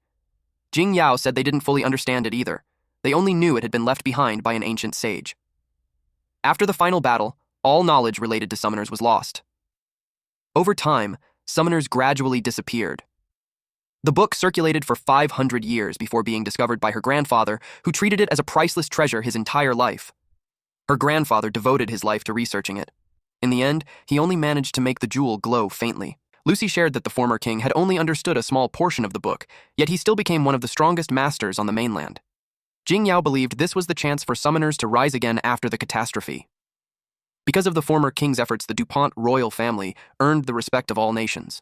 Before the former king passed away, he searched desperately for a summoner worthy of inheriting his legacy, but never succeeded. After his death, the surrounding nations grew bolder. That was why they found Tianhao and hoped he would help them. As long as he, the Lord Summoner, agreed to support them, and Jingyao, as the princess of the DuPont royal family, would dedicate the entire royal family to serving him. Tianhao was displeased. They had been testing him all this time, and only now, when they needed help, did they bow their heads. She admitted it and asked him to punish her for her actions. Lucy hurriedly begged for forgiveness. She explained that they had searched for a successor for years, but everyone they found was either untalented or a fraud. She added that the royal family poured endless resources into those candidates, but it was all wasted. They could no longer afford to gamble. Jingyao sharply told her to shut up. Tianhao asked if they weren't afraid that he might be a fake as well. Jingyao confidently replied no.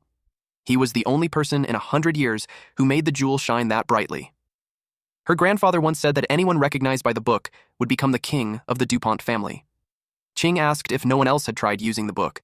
Sheng explained that many had tried, but those people were already bound to low-tier treasure books.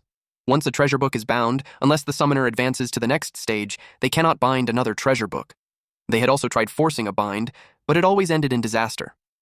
Tianhao hadn't registered at the Summoner Association, which was why he could bind to it directly. He corrected her and said he had earned it. Jingyao explained that if a summoner was not recognized by the treasure book, they would die. Tianhao was startled. He realized that failure would have meant death. They could only beg for forgiveness again. He told them to stop kneeling for no reason and ordered them to stand. He said he had no intention of punishing them. They obeyed. Jingyao then asked what was written inside the treasure book. Tianhao remembered that he now had a very thoughtful subordinate. He glared at her, releasing pressure. He told her to read his mind since she claimed to have that ability. It was a test to see how far she would dare to go. Jingyao was terrified. She said that even if she had the courage, she would never do such a thing. He challenged her again, saying that loyal subjects obey their king. In the end, she forced herself to comply. She was instantly horrified. Her legs gave out, and she wet herself.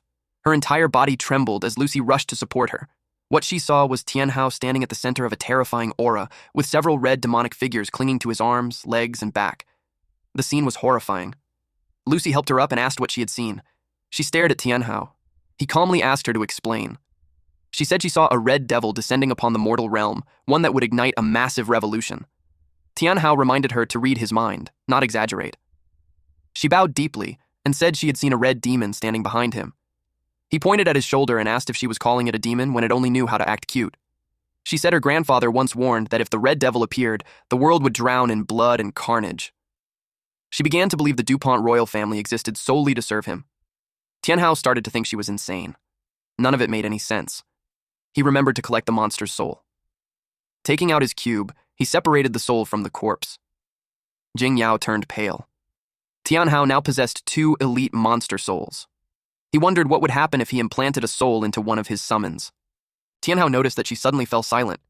He was caught off guard when she stepped forward and hugged him. Her chest brushed against him. He blushed instantly, his nose bleeding as she promised that from this moment on, she would face any danger for his sake. Qing snapped in anger and yelled at her to let go of him, shouting that he wasn't someone she had the right to hug. Jingyao fired back, calling her a commoner and telling her to shut up. She boldly claimed that Tianhao belonged to her. That only made Qing even angrier. Tianhao shoved Jingyao away and yelled for them to stop arguing. He reminded them that they were still inside the rift. Jingyao happily replied that she understood. He wiped away the nosebleed and asked Jingyao why she had brought him into the rift dungeon in the first place. She was about to answer. Suddenly, Sheng and Lucy sensed danger. They shouted a warning as an arrow flew toward them. A purple beam shot out from Tianhao's Purgatory Spirit Cube. It exploded on impact. The Purgatory Spirit Cube continued to release eerie mist. Tianhao demanded to know who was there. A voice replied, sounding pleased that it had finally found him. He waited for the attacker to reveal themselves. Everyone was shocked when Song Xiaolan from the Golden Saint Lion Guild stepped forward. They asked how she managed to get here. She smiled and said he had made it difficult for them to track him down, but word spread quickly after he defeated the hidden boss of the Cold Valley Abyss. She loosed another arrow and mocked him, saying he wouldn't be lucky this time. The arrow shot into the sky. Above them, it exploded into a skull-shaped firework. She declared that the rift gem now belonged to them. Tianhao asked Jingyao what a rift gem was. Jingyao glared at Xiaolan with hostility. She told Tianhao she would explain later, and warned him that Xiaolan was extremely strong. Lucy pulled out her machine guns. She intended to end the fight immediately. She opened fire, unleashing a storm of bullets from both hands. Tianhao was shocked by her firepower. Xiaolan simply smiled. She stood still as every bullet bounced harmlessly off her body. Tianhao's face went pale. He hadn't expected the guns to be completely useless. An electric shield formed around Xiaolan. Lucy froze in disbelief. Xiaolan laughed at their expressions. She revealed that she wore a platinum-grade obsidian bracelet, immune to all physical attacks below level 50. No matter how strong the weapon, it was worthless against it. Tianhao began to doubt whether this was really the Song Xiaolan he knew from the Golden Saint Lion Guild. She felt like a completely different person. She raised her hand and activated her skill, Dark Rainstorm. The single arrow she fired multiplied. It rained down on them. Lucy wasn't afraid. Her guns were forged from refined steel and were incredibly durable, so she looked down on the incoming arrows. But to her shock, the arrows pierced straight through her barrier. Several of them struck her body. Sheng rushed to her side and slashed away the remaining arrows. Jingyao grew anxious. Jue hurried over to heal her. Lucy told them something was wrong with the arrows. Fortunately, she was a cleric with a strong constitution. Otherwise, she would have died on the spot. Tianhao couldn't understand how Xiaolan's strength had increased so drastically. She was now overpowering Lucy, who was already level 30. Xiaolan sneered and told them to stop struggling. She demanded that Tianhao hand it over. If he complied, she might consider sparing their lives. Sheng was enraged by her arrogance and decided to finish her in a single move. He activated the skill, Break, Cross, Slash. Xiaolan responded instantly with her own skill, Void, Piercing, Arrow. She released her bow. The arrows collided head-on with Sheng's slashes. The aura surrounding the arrows shattered his attack. Another arrow followed, flying straight toward him. He blocked it with his sword. The impact was overwhelming. His hands trembled violently, and his body sagged from the strain. Xiaolan scoffed and said that level 30 was nothing special. Tianhao noticed that her profession was completely different from before. He asked Jingyao under what circumstances someone could change professions a second time. She answered that a second job was impossible. Then, she froze. She realized Xiaolan must have made a deal with the Lord of the Abyss. Qing had heard of such a method. By forming a contract with the Lord of the Abyss, one could change professions again, but the price was their soul. Xiaolan laughed and said there was no point in knowing any of that. She would send them all to their deaths anyway. She activated Void Piercing Arrow once more. She charged forward, unleashing a wave of arrows. Purple energy ripped through the ground as the arrows spread in every direction. The Shadow Army was struck. Jingyao was furious. Xiaolan sensed that Jingyao was someone she couldn't ignore. That realization forced her to use a certain move. It was a technique that placed an extreme burden on the body. It could only be used 3 times, but she was confident that once was enough to kill them all. It was a frenzied bow strike. Lucy stood calmly as the arrows rushed toward her. She formed small swirling currents of energy around her body, blocking every attack. Xiaolan was stunned. In the next moment, Lucy sent the arrows flying back at her. Xiaolan knew she was in trouble. She dropped into a crouch and endured the counterattack as best she could. Cracks began to spread across her barrier. When the attack finally ended, she breathed a sigh of relief.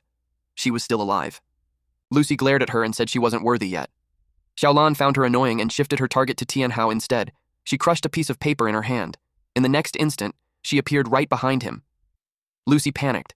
She was about to stab him. Suddenly, the cube in his hand began to vibrate. A mysterious female warrior wielding a massive weapon emerged. Xiaolan's face turned pale the moment she saw it.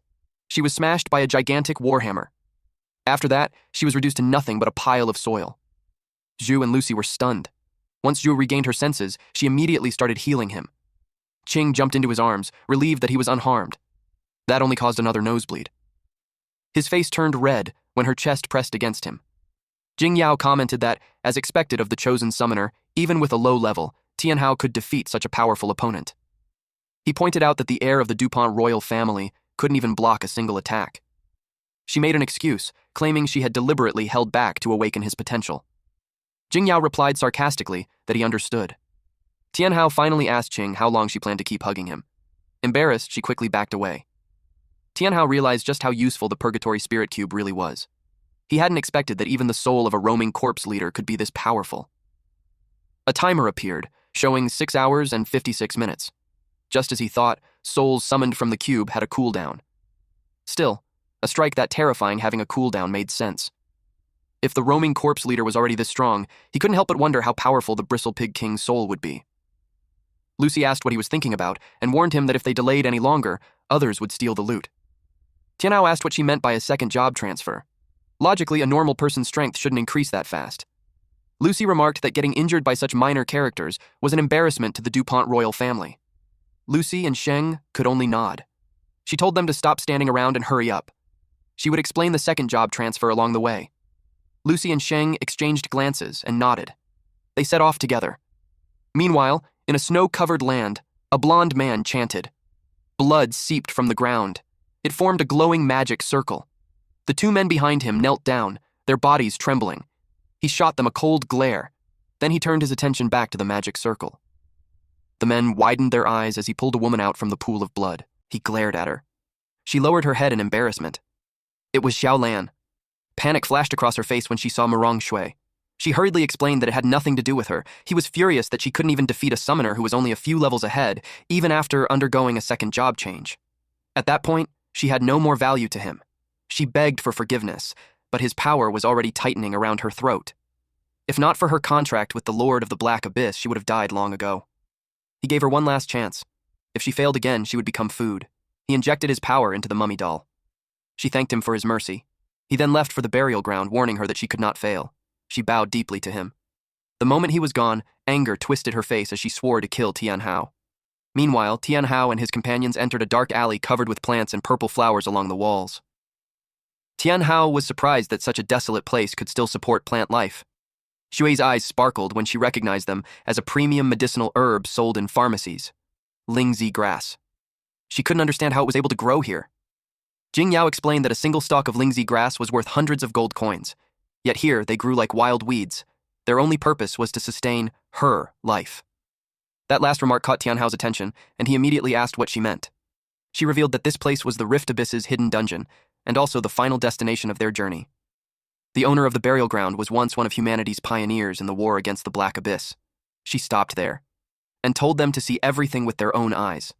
The Lingzi grass here had all been contaminated by monsters, making them unsellable. Xu felt heartbroken. When she tried to pick one, the mushroom crumbled into dust in her hand. Lucy handed her a handkerchief and urged her to keep going, so they continued deeper inside. The path stretched on for a long time. At its end, they arrived at a vast field filled with Lingzi grass. Jing Yao told them that this place was the secret behind the second job change, and also the price paid for opposing the Black Abyss. A naked woman was bound to a tree. Qing asked what that was. Jing Yao explained that the second job change was created when the Abyss Lord absorbed the life force of those who changed jobs. The woman, along with all the original team members. They had become nourishment for the Abyss Lord, causing the Black Abyss to fall into its current twisted state. The Abyss Lord stole the life energy of job changers, granting ordinary people the opportunity for a second job change. Anyone who undergoes a second job change has their soul seized by demons. If they disobey, they can be reduced to dust at any moment. Tianhao frowned as he realized she had known everything from the beginning. Now he couldn't understand her true reason for bringing him to the Rift Abyss. She suddenly grabbed his forearm and revealed that her goal was to stop all of it. He asked how he was supposed to do that.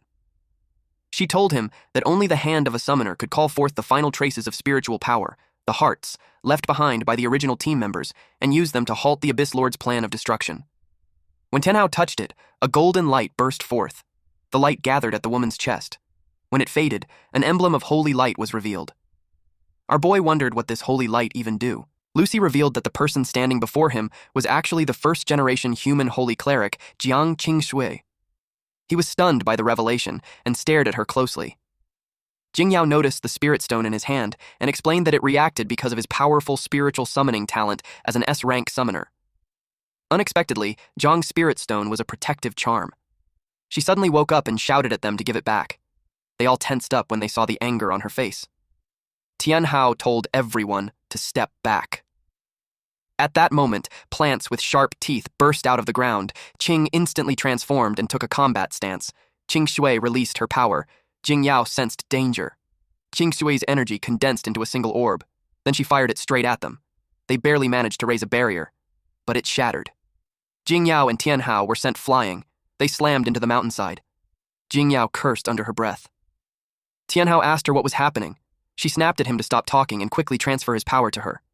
She was sitting on his lap and gripping both of his hands, making his face turn red. He asked how he was supposed to transfer it. She urgently told him to use restoration magic. He had a guess about what she meant, but he needed to be sure. Shui, Sheng, and Qing grew anxious as Qingshui prepared another attack. Sheng drew his sword. He stepped directly into the path of the beam and swung his blade at it. He shouted to Jing Yao that he couldn't hold on much longer. She pushed Tianhao harder. Nothing else mattered to her anymore. She kissed him. Tianhao froze. He realized how soft and sweet a beautiful girl's lips were. His nose started bleeding, but he kissed her back. Golden light wrapped around both of them. Shui saw it and immediately pointed it out to Qing. Qing scolded Tianhao. At that moment, Jing Yao shoved him away. Playtime was over. She had fully recovered, and now she was ready to strike back. The condensed orb of power kept growing, becoming larger and denser. Another force merged into it, making everyone even more terrified. Tianhao suddenly realized that Jing Yao had absorbed his spiritual power. Qingshui began preparing another attack. Jing Yao coldly told her that someone like her had no place in the new era and should simply disappear. Qingshui froze in shock as her power suddenly dissipated. Jing Yao released her own power in response. She controlled it carefully, until it pierced straight through Qingshui. Jing Yao admitted she hadn't expected Tianhao's spiritual power to be this strong. She was distracted for a brief moment when Lucy called out and pointed at something. The Lingzi grass was falling, and it was gathering around Qingshui. Jing Yao told her to stop struggling, but Qingshui screamed instead. Jing Yao immediately sensed danger. It was a series of sonic wave attacks. Jing Yao was hit directly. Tianhao hurriedly summoned his slime to help her. The slime caught her in midair. She told him not to worry about her. She tried to stand up and continue fighting. Tianhao stopped her, saying he had already received so much from her and couldn't ask her to fight for him again. He looked at Qingshui and declared that something born from the old era should be ended by the people of the new era. He stepped forward, ready to fight alongside his slime and unicorn. Qingshui was horrified when she saw him, which only drove her into a frenzy. She gathered her power once more. Tianhao called for Qing's support. A powerful beam of energy shot straight toward Tianhao. He didn't move. To his surprise, a massive polar bear appeared in front of him. It blocked the attack. Tianhao stared in shock. Shui immediately recognized it. It was a cyclone's protective spirit. Jing Yao commented that Tianhao's companion was incredibly strong. The bear gathered its remaining strength and shoved the powerful beam away. The force burned its paws, and the transformation faded, revealing Qing. She urgently told Tianhao to hurry. There was a gap in the light sphere he could exploit. Tianhao used slime spit to summon more slime. Thick red goo splashed over Qingshui. He mounted his unicorn and released the Boar King spirit to attack next. The massive tusk lunged forward, aiming straight for Qingshui. but she blocked it with her bare hands. Her chest was exposed, revealing a glowing star-shaped mark. Jing Yao saw it and immediately shouted for Tianhao to destroy the demon core.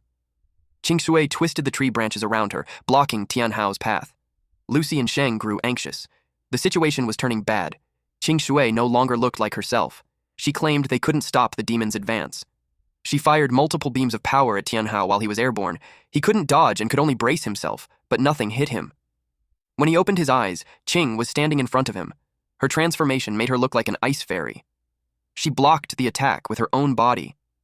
Luckily, she had a skill that could regenerate her wings. She urged him to move now. It hurt Tianhao to leave her behind, but he had no choice. He commanded the unicorn to use Rainbow Horn. The unicorn reverted to her demi-human form. Qing Shui froze in horror when she saw it. The unicorn charged forward and drove her horn straight into Qing Shui. Then she pulled back. Qing Shui screamed in pain. The demon core shattered. Tianhao felt a wave of relief as it finally worked. The dark spirit was forced out of her body. They all watched as it fled into the distance. Lucy and Sheng finally relaxed, knowing it was over. Our boy then noticed Qing Shui, and just to make sure everything is fine, he made a decision. Tianhao summoned the Shadow Legion to restrain her. Slime, together with her clone, heeded the command. Qing Shui then slowly regained her senses and thanked him for saving her. Tianhao was stunned by her sudden action. He stepped closer to her. Jing Yao sensed danger and shouted for her to stop. Qing Shui reached out. Her fingers brushed his cheek. Without warning, she pulled him in and kissed him. Tianhao froze, completely caught off guard, and so was everyone else. Faces flushed all around. A golden glow wrapped around them.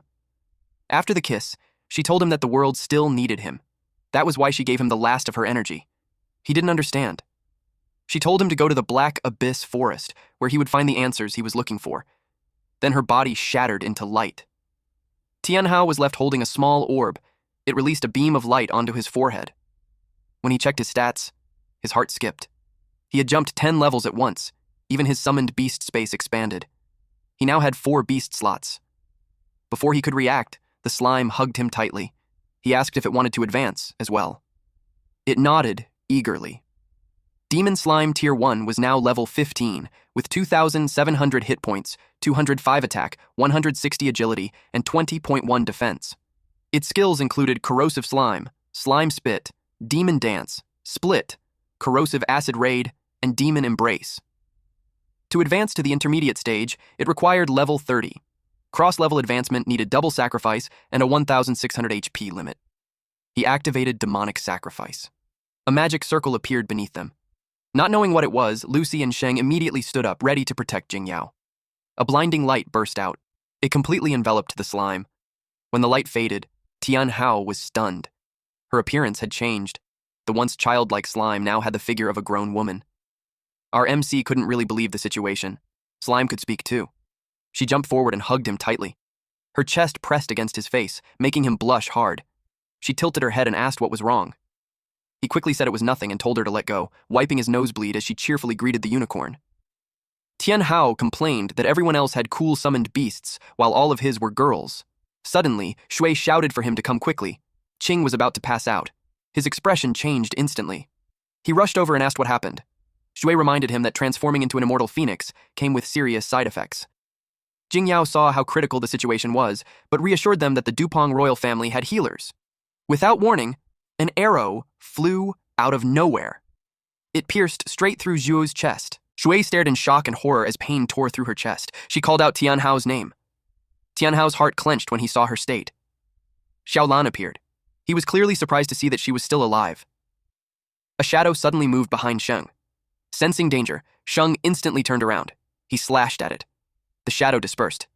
It revealed a female ninja. Apparently, this lady has also been looking for Tianhao. Meanwhile, Shui trembled as she realized she had been shot. Her pixie desperately tried to pull the arrow out. Shui weakly told Tianhao that she was happy she got to be with him. Lucy caught Shui before she collapsed and told Tianhao to protect her while she cast healing magic. Sheng stood firm, guarding their rear. But the female ninja ignored him. She had only one target: Tianhao. Jing Yao stepped in front of him and told him to run as far as he could. There was still an hour before the teleportation array activated. He was their hope. But he said no. That answer caught her completely off guard. Tianhao was furious that his companions had been hurt. He warned them that there would be consequences. Jingyao grew anxious. He still held Qingshui's spirit stone. If he didn't leave now, it would be too late. But Tianhao chose this moment to test his strength. Xiaolan mocked him, telling him to stop pretending. She said he only escaped last time because she allowed it. She then demonstrated the power she gained after being reborn. Energy gathered around her. Then she released a volley of arrows. Tianhao shoved Jingyao aside. Xiaolan was confident. This attack was stronger than before. But she was wrong. The demon's slime caught the arrow and swallowed it whole. It was a new skill. Elemental Devour. Purple energy surged violently from the demon slime. Tianhao coldly warned them that anyone who harmed his companions would pay the price. He ordered the demon slime to activate Dissolution Field. The slime melted down and spread across the ground like a puddle. Xiaolan stared in confusion. The female ninja sensed danger at the last second. She leaped away as the liquid expanded, but Xiaolan wasn't fast enough. She sank into it and was swallowed whole. The female ninja dropped her kusarigama to the ground. Since the ground was covered in slime, the female ninja landed on the tip of her kusarigama. Tianhao activated Dissolution Field. Digest. Xiaolan screamed, begging Murong to save her. Slowly, her skin dried out, until only bones remained. The female ninja coldly called her useless. Meanwhile, the demon slime happily finished its meal. Jing Yao was stunned. Tianhao was only level 21, yet he had already unleashed such a terrifying move. She couldn't understand how he possessed that kind of power. Once the ground was safe to step on, the female ninja retreated. She recalled her weapon. Then she assumed a combat stance. 2 kusarigama appeared in her hands. She merged them into one. The change in her eyes was immediate. Jingyao frowned and asked what was happening to her. Black wings burst from the female ninja's back. She warned them that no one could escape her grasp. She declared that anyone who dared to defy her would die. Tianhao ordered the slime to continue using the Dissolution Field. The slime melted into a puddle again, spreading outward. The female ninja sneered, saying he would soon learn what true hell looked like. Even she looked slightly uneasy. She slammed her weapon into the ground, calling down lightning. The earth cracked open. A gate of hell split the ground apart. Tianhao was overwhelmed by the chaos. The slime began to fall. Mid-air, she reverted to her original form. Luckily, the unicorn caught her. Tianhao rushed over. The slime apologized softly. The unicorn stepped forward and offered to take her place. Tianhao hesitated, and the unicorn noticed his doubt. At the same time, the female ninja changed targets. At first, she wanted Tianhao dead. Now, her gaze shifted to Sheng. Behind him stood Lucy and Shui. She pointed at them and told them to go to hell. Sheng calmly replied that a sword could cut iron, and it could also cut the soul. She unleashed her attack. A bright blue blast tore forward, ripping through everything in its path. Sheng was caught off guard for a split second, but his fighting spirit surged. His arms moved rapidly, deflecting the strike. The female ninja clicked her tongue, impressed by his toughness. Then her eyes widened. Sheng activated the Sword of the Heart ultimate technique, Phantom Swift Slash. In the blink of an eye, he vanished. The distance between them disappeared. Lucy and Jing Yao felt hopeful, until they realized the female ninja was completely fine. The ninja mocked the move, calling it nothing more than an amateur trick. Then she grabbed Sheng by the neck. Sheng coughed up blood and lost consciousness. She flung him far away. She was done playing games. She didn't expect Tianhao to attack immediately, ordering the unicorn to strike with Rainbow Horn. In a split second, the unicorn was already on her. She knocked the horn aside with her weapon. She shouted for them to stop, saying she was finished playing. Then she slammed the unicorn away with overwhelming force. The unicorn crashed to the ground beside Tianhao. Jing Yao yelled at him to run, warning that it would be too late if he stayed, but Tianhao refused. He still had the Shadow Army and the Purgatory Spirit Cube.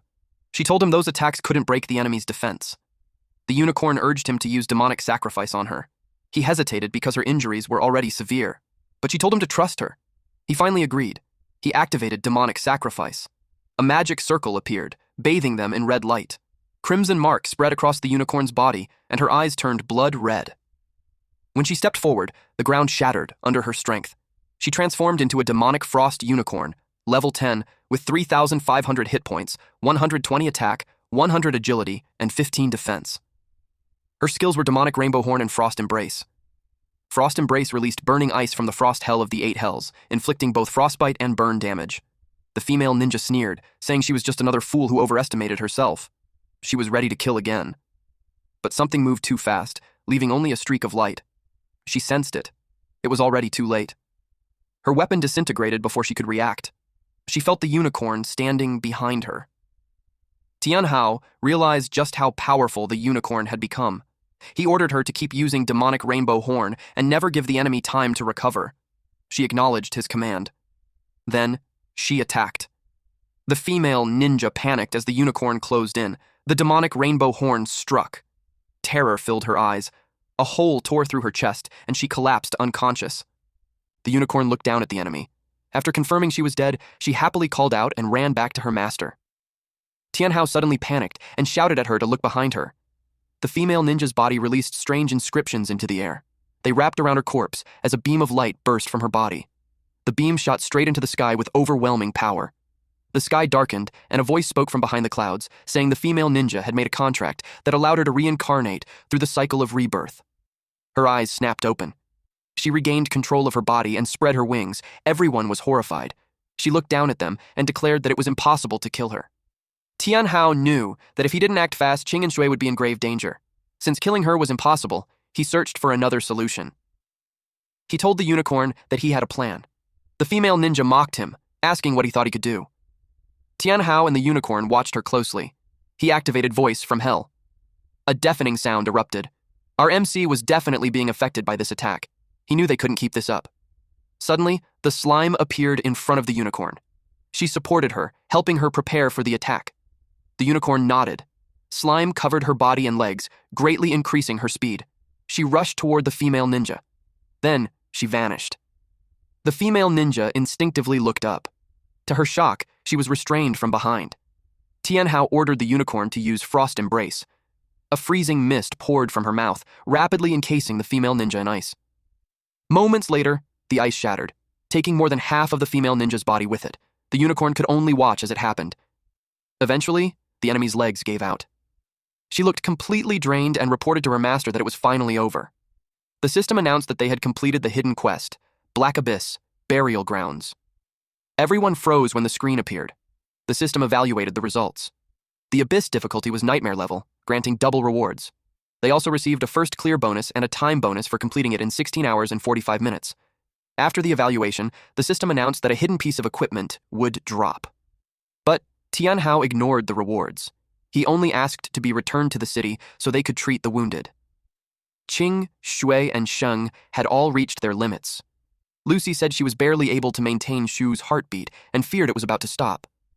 Suddenly, a circular mirror formed around them, leaving her completely stunned. Alright, that's it for today's story. If you want the weekly chapter updates for this series, those will now be uploaded on my second channel, Manhwa Updater. So if you don't want to miss what happens next, make sure to check it out and join the update gang. Thanks for watching, stay cool, stay awesome, and I'll see you in the next one.